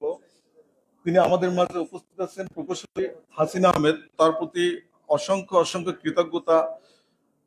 সমস্ত প্রকৌশলীদের হৃদয়ের স্পন্দন, তরুণ প্রজন্মের ইঞ্জিনিয়ারদের কাছে এক ভালোবাসা ও ভালো লাগার প্রতীক আমাদের আলমগীর হাসিন আহমেদ, মহাসচিব অ্যাসোসিয়েশন অফ ইঞ্জিনিয়ার্স বাংলাদেশ, যিনি আমাদেরকে ভালোবাসায় সবসময় আগলে রাখেন, সমস্ত প্রোগ্রামে সবার আগে উপস্থিত হয়ে আমাদেরকে অনুপ্রেরণা যোগান। সে আলমগীর হাসিন ভাইয়ের প্রতি আমরা কৃতজ্ঞতা জ্ঞাপন করছি আমাদের ঢাকা সেন্টারের পক্ষ থেকে এবং সমস্ত প্রকৌশলীদের পক্ষ থেকে। এ পর্যায়ে আমাদের মাঝে বক্তব্য নিয়ে আসছেন আমাদের আরেক ভালো লাগা এবং ভালোবাসার প্রতীক, আমাদের সকলের প্রিয় মুখ, সকলের পরিচিত মুখ, আমাদের অভিভাবক প্রকৌশলী মোহাম্মদ রিয়াজুল ইসলাম রিজু, সভাপতি অ্যাপ এবং বিজ্ঞান ও প্রযুক্তি বিষয়ক সম্পাদক বিএনপি। রিয়াজুল ইসলাম রিজু ভাইকে তার মূল্যবান বক্তব্য পেশ করার জন্য বিনীত অনুরোধ জ্ঞাপন করছি।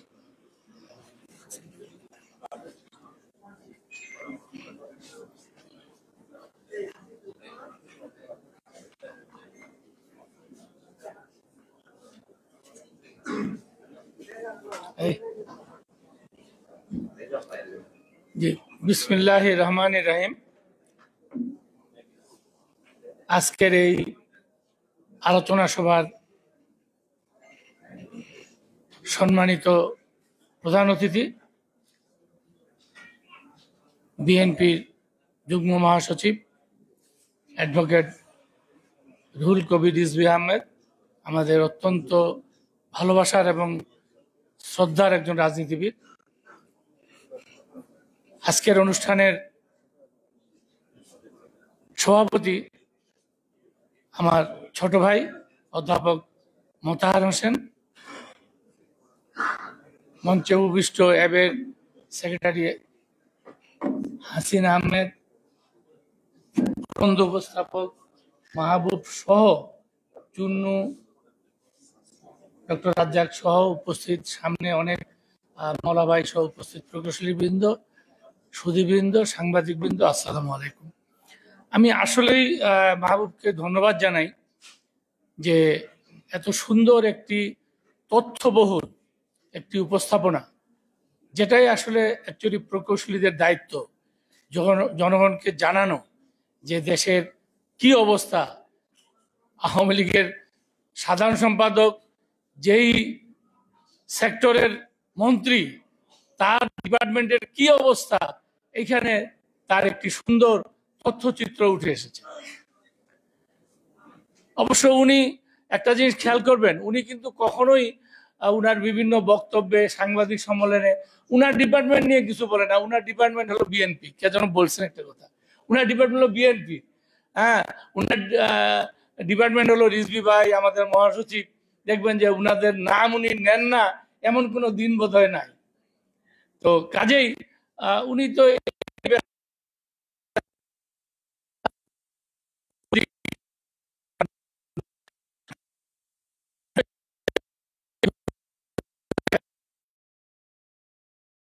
মেঘা লুটপাট হবে,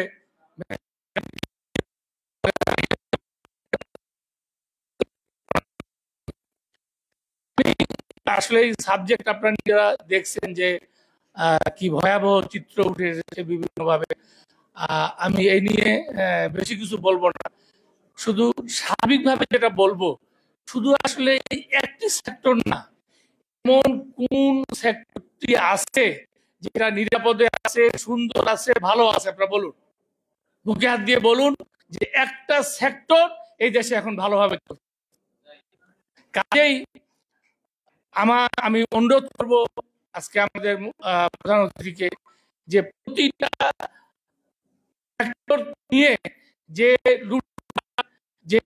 দুর্নীতি, এগুলো আসলে এখন আমাদের আবার জনগণকে নতুন করে জানাতে,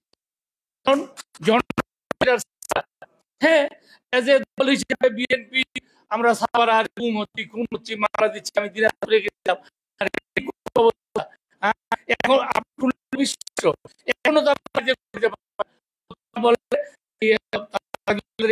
আমাদের বিএনপির কাউকে জেলে পাঠানো, অথচ তারা কেউ এখনো বাসায় ঘুমাতে পারে। কাজে আমি বলবো প্রত্যেক জনগণ কষ্টের মধ্যে আছে। আমি জানি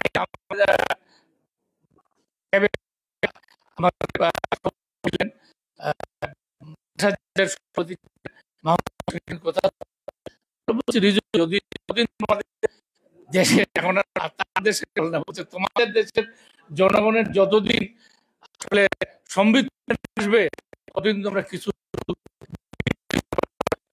তোমরা জনগণকে জাগাও, জনগণ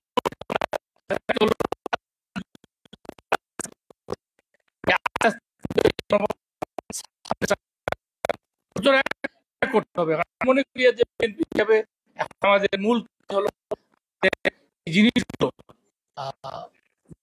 জানানো, জনগণকে জাগিয়ে এবং জনগণকে সচেতন করা।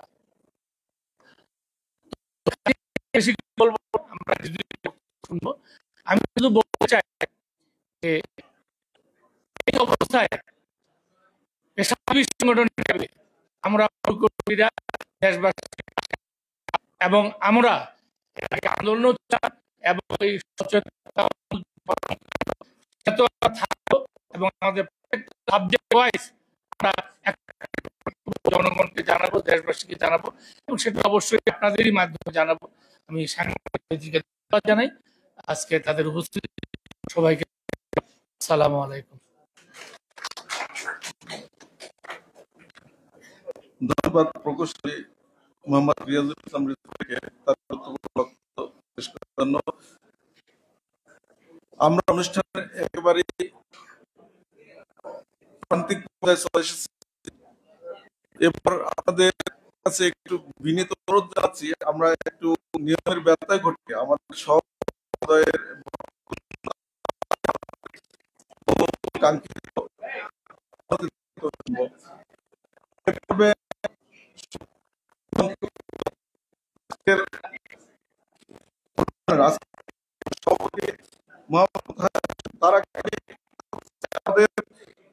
অ্যাসোসিয়েশন অফ ইঞ্জিনিয়ার্স ঢাকা সেন্টারের সভাপতি প্রকৌশলী মোহাম্মদ আব্দুল সোবাহান ভাই, উনি অত্যন্ত প্রবীণ একজন প্রকৌশলী। ওনার সাথে গতকালকে কথা হচ্ছিল, উনি বলল আমি কিন্তু অত্যন্ত প্রবীণ, আমার পাশের সাল হলো 1977, উনি 1977 সালে বুয়েট থেকে পাশ করে বের হয়েছেন। তার মানে অত্যন্ত প্রবীণ একজন প্রকৌশলী। তিনি তার ব্যক্তিগত কারণে দেশের বাইরে অবস্থান করছেন। সে লক্ষ্যে আমাদের আজকের অনুষ্ঠানের সভাপতিত্ব করেন প্রকৌশলী মোতাহার হোসেন। আমি প্রকৌশলী মোতাহার হোসেন, সভাপতি অ্যাসোসিয়েশন অফ ইঞ্জিনিয়ার্স বাংলাদেশ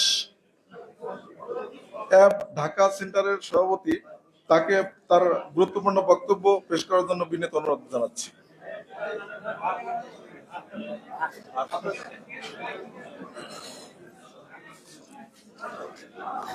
বিসমিল্লাহির রহমানির রহিম। লুটপাট, অব্যবস্থাপনা ও সঠিক পরিকল্পনার অভাবে যাত্রাপথে দুর্ঘটনার মৃত্যুর ভয়াবহতা ও জনদুর্ভোগ শীর্ষক আজকের এই অনুষ্ঠানে সম্মানিত প্রধান অতিথি, সময়ের সাহসী সৈনিক, নিজের জীবন বিপন্ন করে ও দেশ ও জাতির জন্য এই ক্রান্তি লগ্নে যিনি সাহসী ভূমিকা পালন করে যাচ্ছেন প্রতিনিয়ত, আজকের অনুষ্ঠানে সেই প্রধান অতিথি অ্যাডভোকেট রুহুল কবির রিজভী ভাই, যিনি শত ব্যস্ততার মাঝেও প্রকৌশলীরা যখন উনাকে স্মরণ করেন, উনি শত ব্যস্ততার মাঝেও উনি কিন্তু আমাদেরকে সময় দেন। সেজন্য আজকের অনুষ্ঠানে অ্যাবের ঢাকা সেন্টারের পক্ষ থেকে উনাকে অনেক অনেক ধন্যবাদ জ্ঞাপন করছি। আজকের অনুষ্ঠানের বিশেষ অতিথি অ্যাবের সম্মানিত সভাপতি এবং বাংলাদেশ জাতীয়তাবাদী দলের বিজ্ঞান ও প্রযুক্তি বিষয়ক সম্পাদক রিয়াজুল ইসলাম রিজভী ভাই, যিনি শত ব্যস্ততার মাঝেও আন্দোলন সংগ্রামে অত্যন্ত সাহসী ভূমিকা পালন করে যাচ্ছেন, প্রকৌশলীদেরকে সংগঠিত করছেন এবং পেশাজীবী সংগঠনে অত্যন্ত গুরুত্বপূর্ণ ভূমিকা পালন করে যাচ্ছেন। আজকের এই অনুষ্ঠানে সময় দেওয়ার জন্য ঢাকা সেন্টারের পক্ষ থেকে উনাকে অনেক অনেক ধন্যবাদ ও অভিনন্দন জানাচ্ছি। একইভাবে অ্যাবের কেন্দ্রীয় কমিটির সম্মানিত মহাসচিব হাসিন আহমেদ ভাই, যিনিও প্রত্যেকটি প্রোগ্রাম আয়োজনের ব্যবস্থা করেন, শত ব্যস্ততার মাঝেও কিন্তু প্রত্যেকটা প্রোগ্রামে অংশগ্রহণ করেন, প্রকৌশলীদেরকে মনোবলকে আরো চাঙ্গিয়ে তুলেন। তাকে আজকের এই অনুষ্ঠানে সময় দেওয়ার জন্য অনেক অনেক ধন্যবাদ ও অভিনন্দন জানাচ্ছি। একইভাবে অভিনন্দন জানাচ্ছি অনুষ্ঠানে অন্যান্য যারা অতিথি হিসাবে উপস্থিত হয়েছেন। আজকের অনুষ্ঠানে ইলেকট্রনিক ও প্রিন্টিং মিডিয়ার সাংবাদিক বৃন্দ, যাদেরকে আমরা জাতির বিবেক হিসাবে বিবেচনা করি, তাদেরকেও আজকে আমাদের এই প্রোগ্রামে আসার জন্য এবং ভূমিকা পালন করার জন্য অনেক অভিনন্দন জানাচ্ছি। কারণ আমরা মনে করি সাংবাদিকদের কাছে জাতি কিন্তু অনেক কিছু আশা করে, তারা কিন্তু জাতির বিবেক, তারা যদি সাহসী ভূমিকা পালন করে, নির্ভয়ে তাদের দায়িত্বগুলো পালন করে, নিঃসন্দেহে জাতি আজকের যে ভয়াবহ দুর্দশা তার থেকে উত্তরণ ঘটানো কিন্তু সম্ভব হবে বলে আমরা বিশ্বাস করি। আজকের অনুষ্ঠানের প্রবন্ধ উপস্থাপক প্রকৌশলী মাহবুবুল আলম অত্যন্ত সাবলীল এবং তথ্যবহুল পেপার উপস্থাপন করেছে, যার মাধ্যমে আমরা বাংলাদেশের বাংলাদেশের যেই যাত্রাপথে যেই মৃত্যু এবং যে ভয়াবহতা সম্বন্ধে আমরা অবগত হওয়া সম্ভব হয়েছে, সত্যি কথা বলতে কি এই যে অব্যবস্থাপনা, এই যে লুটপাট, কে ব্যবস্থা নিবে, কে প্রতিকার করবে? সবাই তো প্রাইম মিনিস্টার ফ্যান, সবাই তো প্রধানমন্ত্রীর লোক, কে কার বিরুদ্ধে?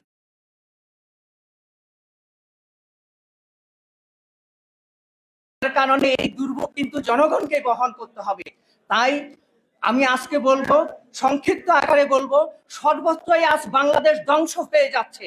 বিচার বিভাগ বলেন, প্রশাসন বলেন, আইন শৃঙ্খলা বলেন, শিক্ষা ব্যবস্থা বলেন, প্রত্যেকটি সেক্টরকে অত্যন্ত সুপরিকল্পিতভাবে কিন্তু শেষ করে দেয়া হচ্ছে। এই অবস্থার উত্তরণ ঘটাতে হবে, এই অবস্থা থেকে আমাদেরকে বেরিয়ে আসতে হবে। আর সেই জন্য আমাদের সবাইকে গর্জে উঠতে হবে, সবাইকে ঐক্যবদ্ধ হতে হবে। সেজন্য আমি বলি, আজকে বাংলাদেশের প্রেক্ষাপটে বিএনপিকে অত্যন্ত গুরুত্বপূর্ণ ভূমিকা পালন করতে হবে, সবাইকে ঐক্যবদ্ধ করতে হবে। সেই জামাত হোক, সেই ইসলামী আন্দোলন হোক, সেই যে হোক, বাম হোক, ডান হোক, সবাইকে আজকে ঐক্যবদ্ধ করে এই স্বৈরাচার সরকারের বিরুদ্ধে কঠিন কঠোর আন্দোলন ঘটিয়ে তাদের পতন ঘটাতে হবে। তবে আজকে একটা জিনিস আমি সবচেয়ে কষ্ট পাই, আজকে স্বাধীনতা সার্বভৌমত্ব বিপন্ন হওয়ার পথে। সেই 1757 সালে মির্জাফর ছিল, যারা এই ভারতবর্ষকে 200 বছরের জন্য গোলামীর পিঞ্জিরে আবদ্ধ করেছিল।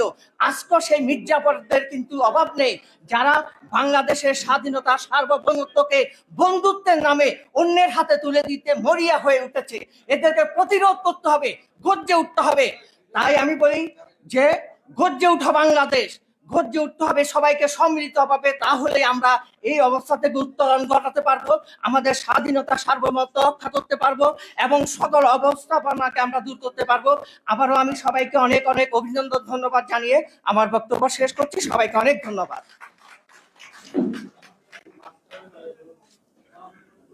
ধন্যবাদ প্রকৌশলী মোতাহার হোসেন তার গুরুত্বপূর্ণ বক্তব্য দেওয়ার জন্য। আমি পরিশেষে একটি কথাই বলবো, দুর্গমগিরি কান্তার মরুদুস্তর পারাবার, লঙ্ঘিত হবে রাত্রি নিশীথে যাত্রীরা হুঁশিয়ার। আমাদের আসলে আর বসে থাকার সময় নেই। দেশের সমস্ত মানুষ আজ সংখ্যায় জর্জরিত, কেউ সংখ্যামুক্ত নয়, সবাইকে জাগতে হবে, তা না হলে আমাদেরকে আবার তিমির অন্ধকারে ডুবতে হবে। সবাইকে জাগতে হবে, সমস্ত জনগণকে জাগতে হবে। এ পর্বে বক্তব্য নিয়ে আসছেন আমাদের অনুষ্ঠানের মধ্যমণি, প্রকৌশলীদের ভালো লাগার ও ভালোবাসার স্থান, আমাদের আজকের অনুষ্ঠানের প্রধান অতিথি অ্যাডভোকেট রুহুল কবির রিজভী আহমেদ ভাইকে, সিনিয়র যুগ্ম মহাসচিব বিএনপি, তাকে তার গুরুত্বপূর্ণ বক্তব্য পেশ করার জন্য বিনীত অনুরোধ জ্ঞাপন করছি।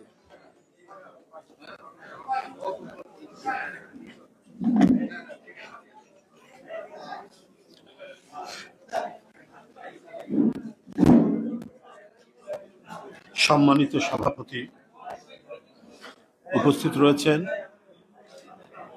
দেশের প্রাজ্ঞ অভিজ্ঞ প্রকৌশলী বৃন্দ, অ্যাবের অ্যাসোসিয়েশন অফ ইঞ্জিনিয়ার্স বাংলাদেশের আহ্বায়ক প্রকৌশলী রিজু ভাই, সদস্য সচিব প্রকৌশলী হাসিন সহ এখানে যারা উপস্থিত রয়েছেন, প্রত্যেকের নাম এক এক করে বললে অনেক সময় চলে যাবে। প্রত্যেকেই অত্যন্ত বিদগ্ধজন এবং সুশিক্ষিত প্রশিক্ষিত প্রকৌশলীরা আজকে এখানে এসে কথা বলছেন জাতির এই ক্রান্তিকালে। আজকের যে আলোচ্য বিষয়, লুটপাট, অব্যবস্থাপনা ও সঠিক পরিকল্পনার অভাবে যাত্রাপথে দুর্ঘটনায় মৃত্যুর ভয়াবহতা ও জনদুর্ভোগ এতটাই সমকালীন, এতটাই প্রাসঙ্গিক বর্তমান সময়ে, সেটা আমি আর বেশি বাড়িয়ে বলার দরকার নেই। খুবই প্রাসঙ্গিক একটি বিষয় নিয়ে এখানে একটা বড় গবেষণা অভিসন্দর্ভ নয়, ক্ষুদ্র হলেও এটাকে আমরা গবেষণার মর্যাদায় অভিষিক্ত করতে চাই। আমরা একবার চোখ বুলিয়ে এর মধ্যে যে সমস্ত তথ্য উপাত্ত, প্রাইমারি ডাটা, সেকেন্ডারি ডাটা সব মিলিয়ে যেটি তৈরি করা হয়েছে, এই তৈরি করার এটা খুবই শ্রম সাধ্য। এখানে মনোযোগ দিতে হয়েছে।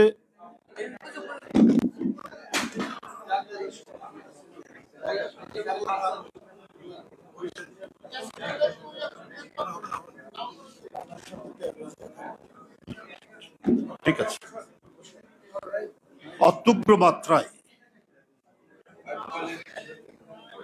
আমি বিস্মিত যে সমস্ত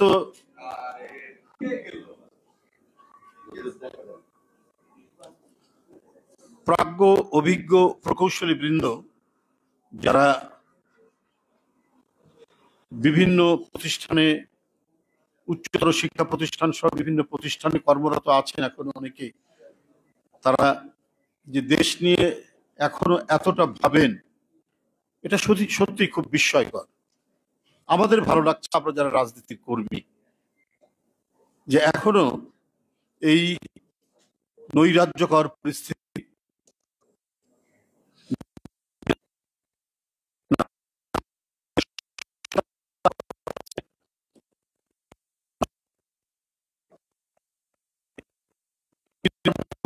অবস্থা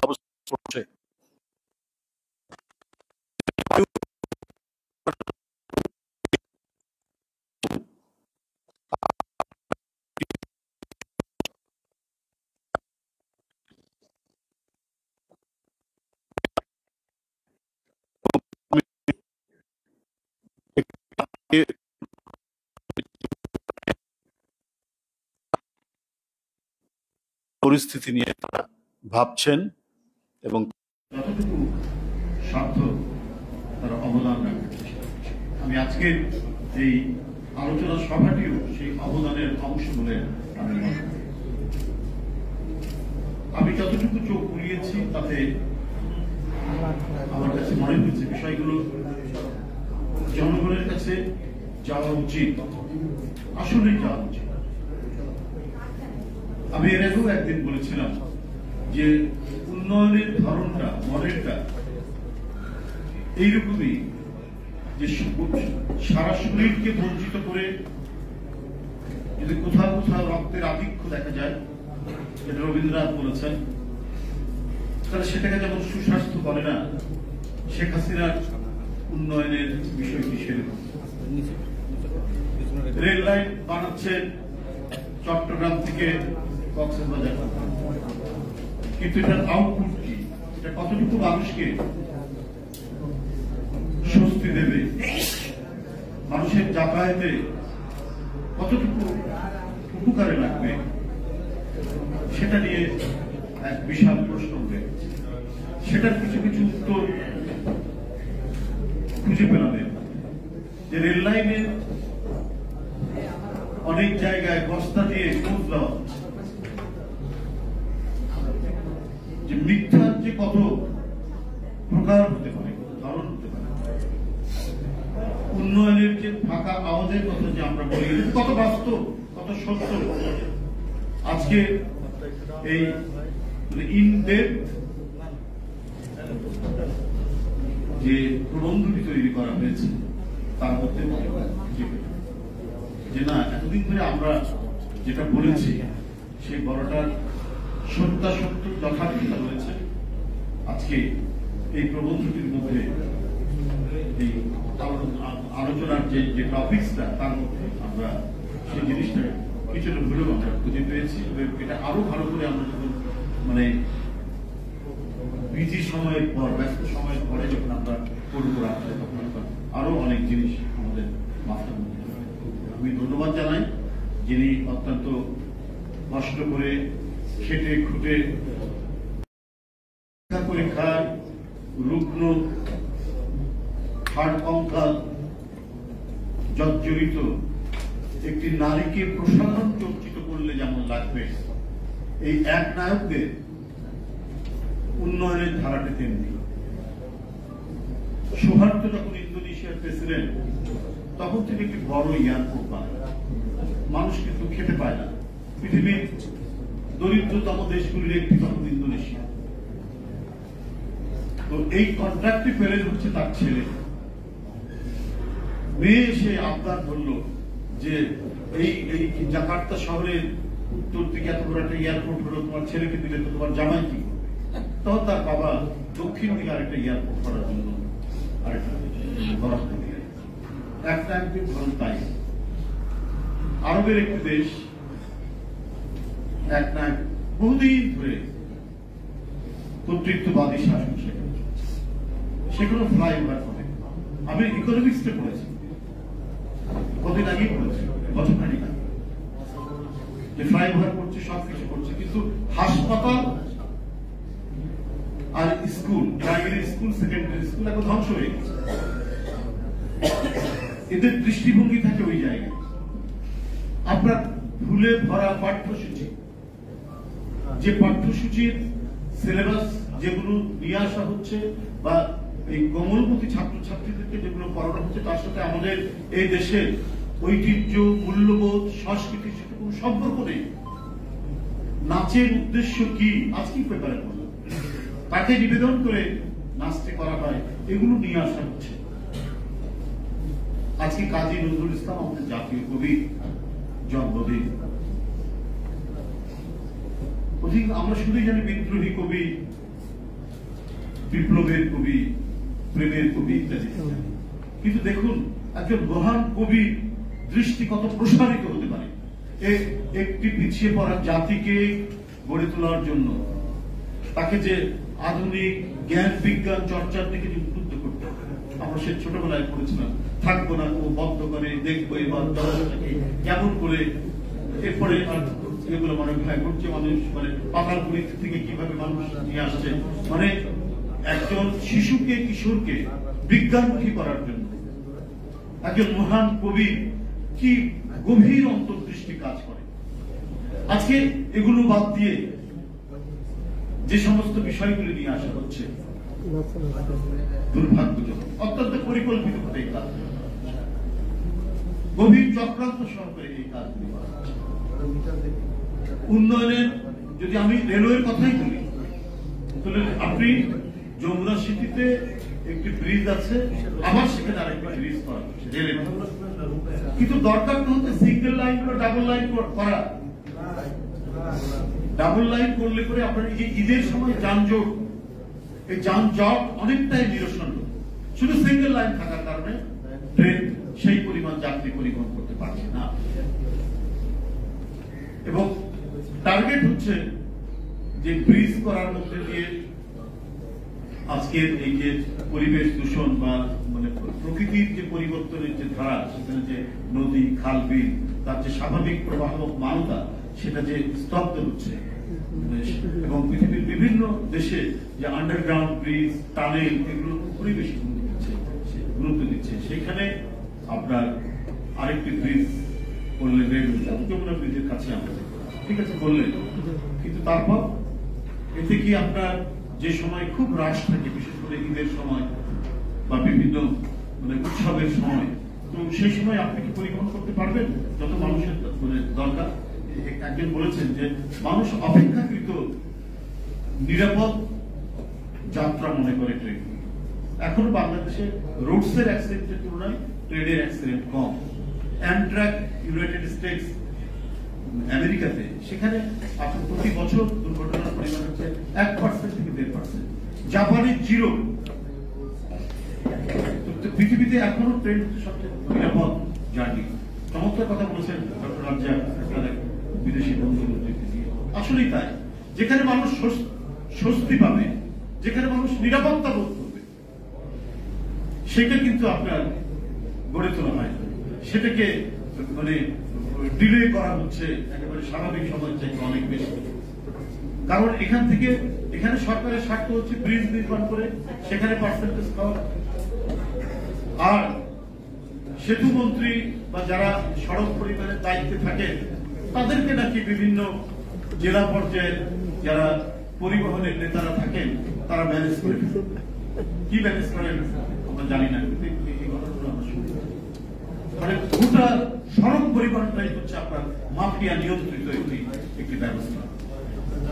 আমি সে আলাবামার বেবিরেট, মানে আমাদের উপজেলার হেডকোয়ার্টার ঠিক ওই রকম একটি আমেরিকার একটা বেবিরেট করে একটা আমাদের উপজেলার মতো একটা ছোট্ট শহর, ওইখান থেকে আমি এসেছি নিউ ইয়র্ক সিটিতে। 1.5 দিন লেগেছে, প্রায় 2000, ওখানে তো মাইলে সব ইয়ে করে আর কি, কিলোমিটার 2000 মাইলের 1.5 দিনের মধ্যে করেছিল। তারপরেও কি 5টা স্টপেজ সেখানে দেওয়া হচ্ছে। মানে নিরাপত্তার হানি হতে পারে এই ধরনের কোনো ঘটনা।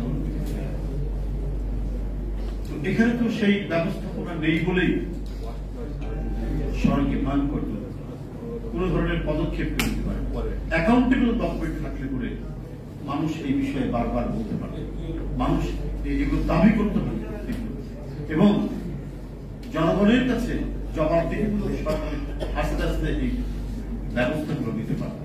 এখন কি যে সবচেয়ে বড় দুর্বৃত্ত সে মানে শ্রমিক লীগের নেতা, যে সবচেয়ে বড় দুর্বৃত্ত সে হচ্ছে যুবলীগের নেতা, না হলে ছাত্রলীগের নেতা, না হলে এমপির আত্মীয় স্বজন, না হলে স্বয়ং এমপি।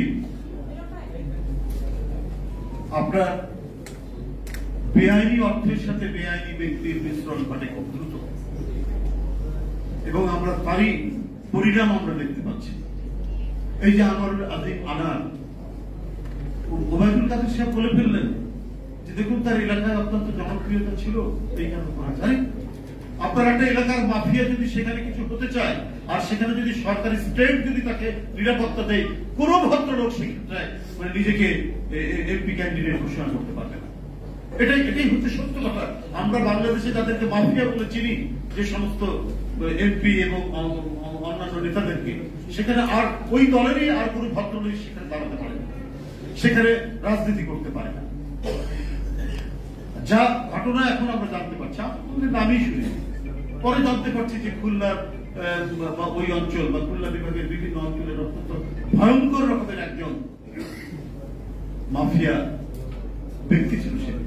সেই ব্যক্তি একটি দলের ইয়ে পাচ্ছে, নমিনেশন পেয়ে কাউকে 3 বার, তারপরে তার মৃতদেহ টুকরা টুকরা অবস্থায় কলকাতার একটা ফ্ল্যাটের মতো পাওয়া যায়। তো ব্যাপারটা হচ্ছে যে এটা হচ্ছে আরেকটি ঘটনা। এই ধরনের ব্যক্তিরা কি করে এমপি হতে পারলেন, এটা তো একটা সবচেয়ে বড়।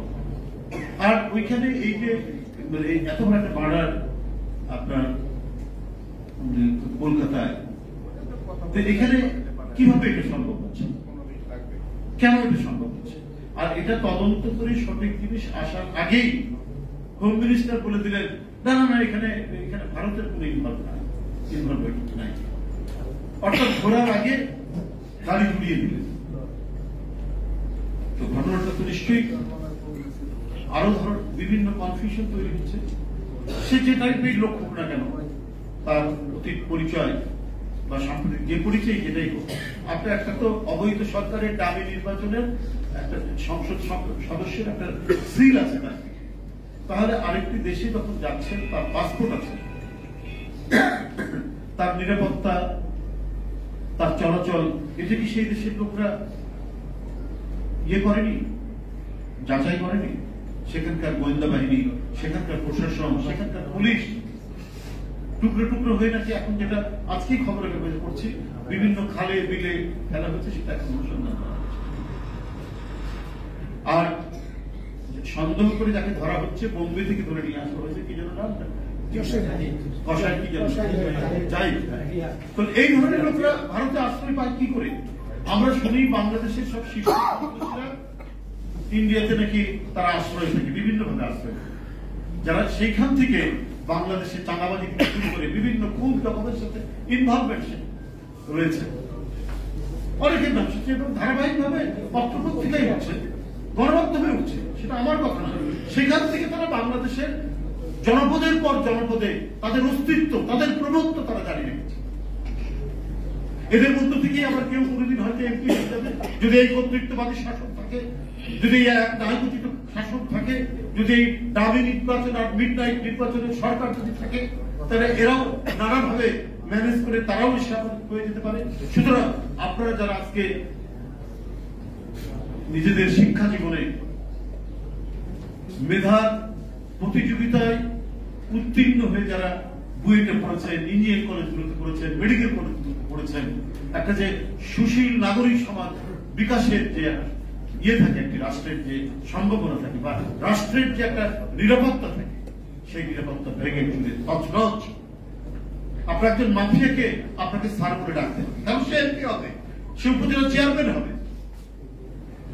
একজন কিরারকে আপনাকে নমনম করতে হবে, কারণ সেখানে জনপ্রতিনিধিত্ব হবে। কারণ জনপ্রতিনিধিত্ব হওয়ার জন্য যে সুষ্ঠু নির্বাচন দরকার, সেই নির্বাচন তো একেবারে জাদু ধরে পাঠিয়ে দেওয়া হচ্ছে। তাহলে এই পরিস্থিতির মধ্যেই আমাদেরকে বসবাস করতে হবে, যদি এই পরিস্থিতি অব্যাহত থাকতে হবে।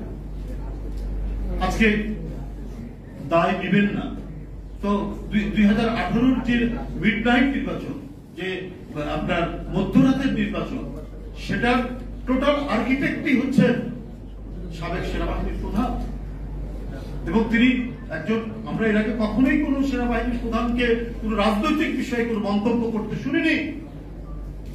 তিনি বলে দিলেন যে স্বাধীনতার পরে এত সুষ্ঠু নির্বাচন হয়নি, অর্থাৎ শেখ হাসিনার পক্ষে তার একচেটিয়া একতরফা নির্বাচন, অবৈধ নির্বাচন, জোর করে ক্ষমতায় থাকার সমস্ত প্রোটেকশন দিয়েছেন সেই ব্যক্তি, সে সাবেক সেনাবাহিনীর প্রধান। তো আজকে আপনারা অনেকেই বলছেন যে আজকে এই যে ঘটনাগুলো, এটা তো আল জাজিরাই বের হয়েছে, all the prime minister man বলে একটা তারা প্রতিবেদন করেছিলেন ধারাবাহিক। যাই হোক, তো এরপরে যে ঘটনাগুলো, মার্কিন যুক্তরাষ্ট্রের স্টেট ডিপার্টমেন্ট তাদের রেস্ট্রিকশন আরোপ করলেন, তো এটা তো গভর্নমেন্ট করে, গভর্নমেন্টের যে এত গোয়েন্দা বাহিনী, বিএনপির যে লোকটা মরে গিয়ে কবরের মধ্যে আছে তার বিরুদ্ধে মামলা দিতেও তারা দ্বিধা করছে না। সে কবে মরে যাওয়ার আগে কোন রাজনৈতিক কর্মসূচিতে অংশগ্রহণ করেছিল, এই কারণে সে মৃত লোকটার নামও মামলা দিতে তারা পিছ পা হয় না। কিন্তু এই সমস্ত ব্যক্তি, এই বেনজিরের আজকে যে কি বলে আরব্য উপন্যাসের কাহিনীর মতো, আরব্য রজনীর মতো যে ঘটনাগুলো আমরা প্রতিদিন শুনছি, তো এই ঘটনাগুলোর কি জানতো না এই সরকারের বিভিন্ন গোয়েন্দা সংস্থা, গুপ্তচর সংস্থা এটাকে জানতো না? নিশ্চয়ই জানতো, কিন্তু করেনি। আন্তর্জাতিক চাপ বা কথাবার্তার বাইরে এমন হচ্ছে, এখন কি বলে ব্যাংক অ্যাকাউন্ট ফ্রি, অমুক লক্ষ। আমি আপনাদের বলি এটা কিছুই হবে না, এটা একটা আই ওয়াশ করলো সরকার, ওদেরকে ঠিকই প্রদর্শন করছে। কারণ এই বেনজির সাহেব পুলিশের আইজি, র্যাবের বিধি থাকা অবস্থায় যত বিরোধী দলের নেতাকর্মী, বিরোধী মতের নেতাকর্মীর মানে বিচার বহির্ভূত হত্যাকাণ্ড থেকে শুরু করে অসংখ্য অমানবিক কাজ, মানবতা বিরোধী কাজ তাকে দিয়ে করা হয়। তিনি ওটা করেছেন, সেটা বাস্তবায়ন করেছেন। তো শেখ হাসিনাকে ভুলে যাবেন তার এই অবদান? জনগণকে বাদ দিয়ে, ভোটারদের বাদ দিয়ে ক্ষমতায় থাকার পেছনে এই সমস্ত কর্মকর্তারা যে ভূমিকাগুলো রেখেছেন, যে অমানবিক রক্তাক্ত ভূমিকা রেখে শেখ হাসিনা আজকে অবৈধভাবে ক্ষমতা গ্রহণ করে আছে, তো তার জন্য তো দায়ী এই সমস্ত অফিসার। তো তাদেরকে ভুলবেন কি? এখন একটা উনি আইবাস করে দেবেন যে ঠিক আছে আমরা এটা ধরছি, আমরা কাউকে দেখবেন যে কিচ্ছু হবে না, কিচ্ছু হবে না। এটা করে কয়েকদিন পর আরেকটা কোনো একটা ঘটনার দিকে দৃষ্টি ফিরিয়ে দেওয়ার চেষ্টা করবে। তাকে শ্রাবণের উপর আক্রমণ করবে। রনি এমপি ছিল, আগে কখনোই আমরা দেখিনি যে এই পর্যায়ে করা হয়। আমরা ছাত্র দলের সভাপতি ছিলাম, ইউনিভার্সিটি দেখেছিলাম ছাত্র সংগঠনগুলোর মধ্যে মারামারি হয়েছে, কখনো মানে এই মানে সিনিয়র পর্যায়ের ছাত্র নেতাদের গায়ে কখনো হাত দেওয়া, এটা আমাদের সময় কখনো দেখি। কিন্তু এখন এগুলো করানো হচ্ছে, কারণ যে ছেলেটি একটা সিনিয়র বিরোধী নেতার উপর হাত দেয় তাকে উৎসাহিত করা হয় একেবারে টপ লেভেল, উচ্চ পর্যায়ে। তুই বাহাদুরের ছেলে, তুই বাহাদুরের বেটা, তুই একটা ভালো কাজ করছিস, এগুলো উৎসাহিত করা হয়। মানে অবস্থা দৃষ্টে আমাদের কাছে সেটাই মনে হয়। এখন প্রধানমন্ত্রী বলছেন যে বঙ্গোপসাগরে ঘাঁটি করতে দেয়নি বলে আমার বিরুদ্ধে সমস্যা করা হচ্ছে। তা আপনি বঙ্গোপসাগরে ঘাঁটি করতে দেননি যাদেরকে উদ্দেশ্য করে বলছেন, কারণ তারা এখানে অবাধ সুষ্ঠু নির্বাচনের কথা বলে। জানি আপনাদের মার্কিন যুক্তরাষ্ট্র বা পৃথিবীর গণতান্ত্রিক বিশ্ব আপনার নির্বাচন নিয়ে যারা প্রশ্ন তুলেছে তাদেরকে উদ্দেশ্য করে আপনি বলছেন, বিশেষ করে আমেরিকাকে।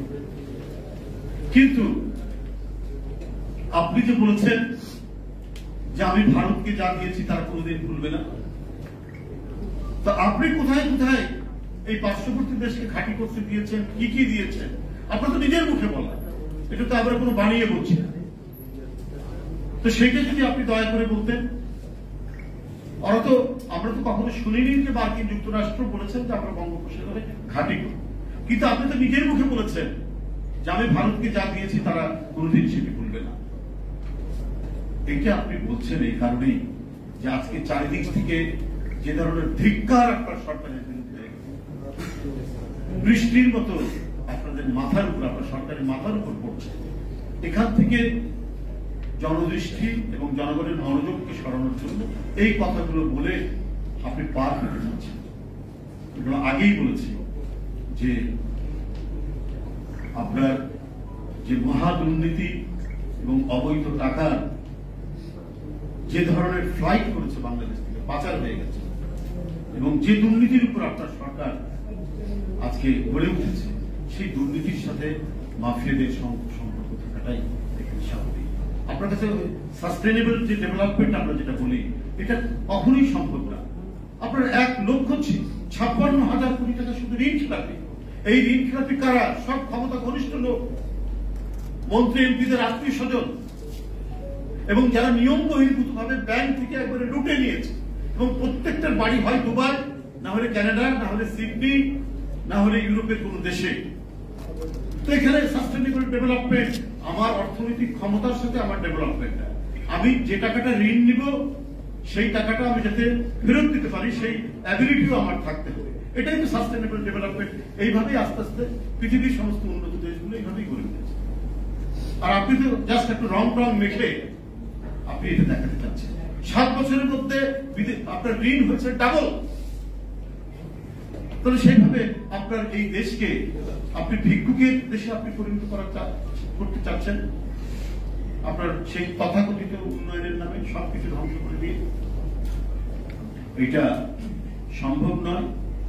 এটা আপনি যেভাবে যাচ্ছেন, আপনি গোটা জাতিকে প্রভুদের কাছে একটা চিরস্থায়ী শৃঙ্খলের মধ্যে বেঁধে রাখতে চাচ্ছেন। আপনি এখানে বলেছেন অর্থনৈতিকভাবে, সাংস্কৃতিকভাবে, রাজনৈতিকভাবে আমাদের যে স্বাধীনতা, আমাদের যে সার্বভৌমত্ব, সেটাকে আজকে হরণ করার চেষ্টা চালাচ্ছে। তাদের সেতুমন্ত্রী বলছেন যে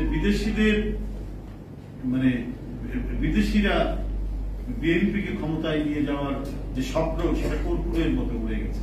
কিন্তু আপনারা যে অবৈধভাবে ক্ষমতা ভারত থেকে পেরেক নিয়ে এসে এমন ভাবে বসাচ্ছেন ক্ষমতার তক্তপোষ, এটাও কিন্তু আপনার যে কোনো মুহূর্তেই এই পেরেক ভেঙে যাবে এবং এই তক্তপোষ আপনার উল্টে যাবে ওবায়দুল কাদের সাহেব। এটাকে আপনাকে মনে রাখতে। আমি বক্তব্য আর দীর্ঘায়িত করতে চাই না। আমি শুধুমাত্র একটা কথাই বলবো যে আমি আপনাদের কাছে আরেকটা অনুরোধ করবো, সামনে শহীদ রাষ্ট্রপতি জিয়াউর রহমান মহান স্বাধীনতা দিবস তার 43তম শাহাদাত বার্ষিকী, এই উপলক্ষে আজকের যে একটি চমৎকার অনুষ্ঠান এখানে করেছেন, আরো এই ধরনের অনুষ্ঠান করবেন এবং শাহাদাত বার্ষিকী উপলক্ষে শহীদ রাষ্ট্রপতি জিয়াউর রহমান যে নিজস্ব টেকনোলজিতে, নিজস্ব অর্থায়নে যে উন্নয়নগুলো করেছেন এবং তিনি যে সমৃদ্ধির পথে পা ফেলছেন, এগিয়ে যাচ্ছিলেন, এগুলোকে নিয়ে একটা কোন আপনার সেমিনার করবেন, যেভাবে এটা ইনডেপথ আপনারা গিয়েছেন ঠিক ওইভাবে। যেমন আমি একটা বিষয় জানি, সেটা হলো আপনার তিস্তা ব্যারেজ। তিস্তা ব্যারেজ জানি যে দেশীয় টেকনোলজি, দেশীয় ইঞ্জিনিয়ার, দেশীয় টাকা এই তিস্তা ব্যারেজটা হয়েছে। এই ব্যারেজ হওয়ার কারণে তিস্তার আশেপাশের যে বালুকাময় যে জায়গা, সেটি আজকে গ্রিন, প্রচুর ফলন হয়েছে। তো জিয়াউর রহমানের এই অবদানগুলোকে নিয়েই যেটা আপনাদের সাথে রেলিভেন্ট ভাবে বলে হ্যাঁ, এটা আপনারা নিয়ে আপনার যদি একটা সেমিনার করেন তাহলে আজকে যারা আয়োজন করেছেন আমি এককে আন্তরিক ধন্যবাদ জানাচ্ছি, রিজু ভাই, হাসিন সহ যারা এখানে আছেন, মাহবুব, সবাইকে শুভেচ্ছা জানিয়ে ধন্যবাদ।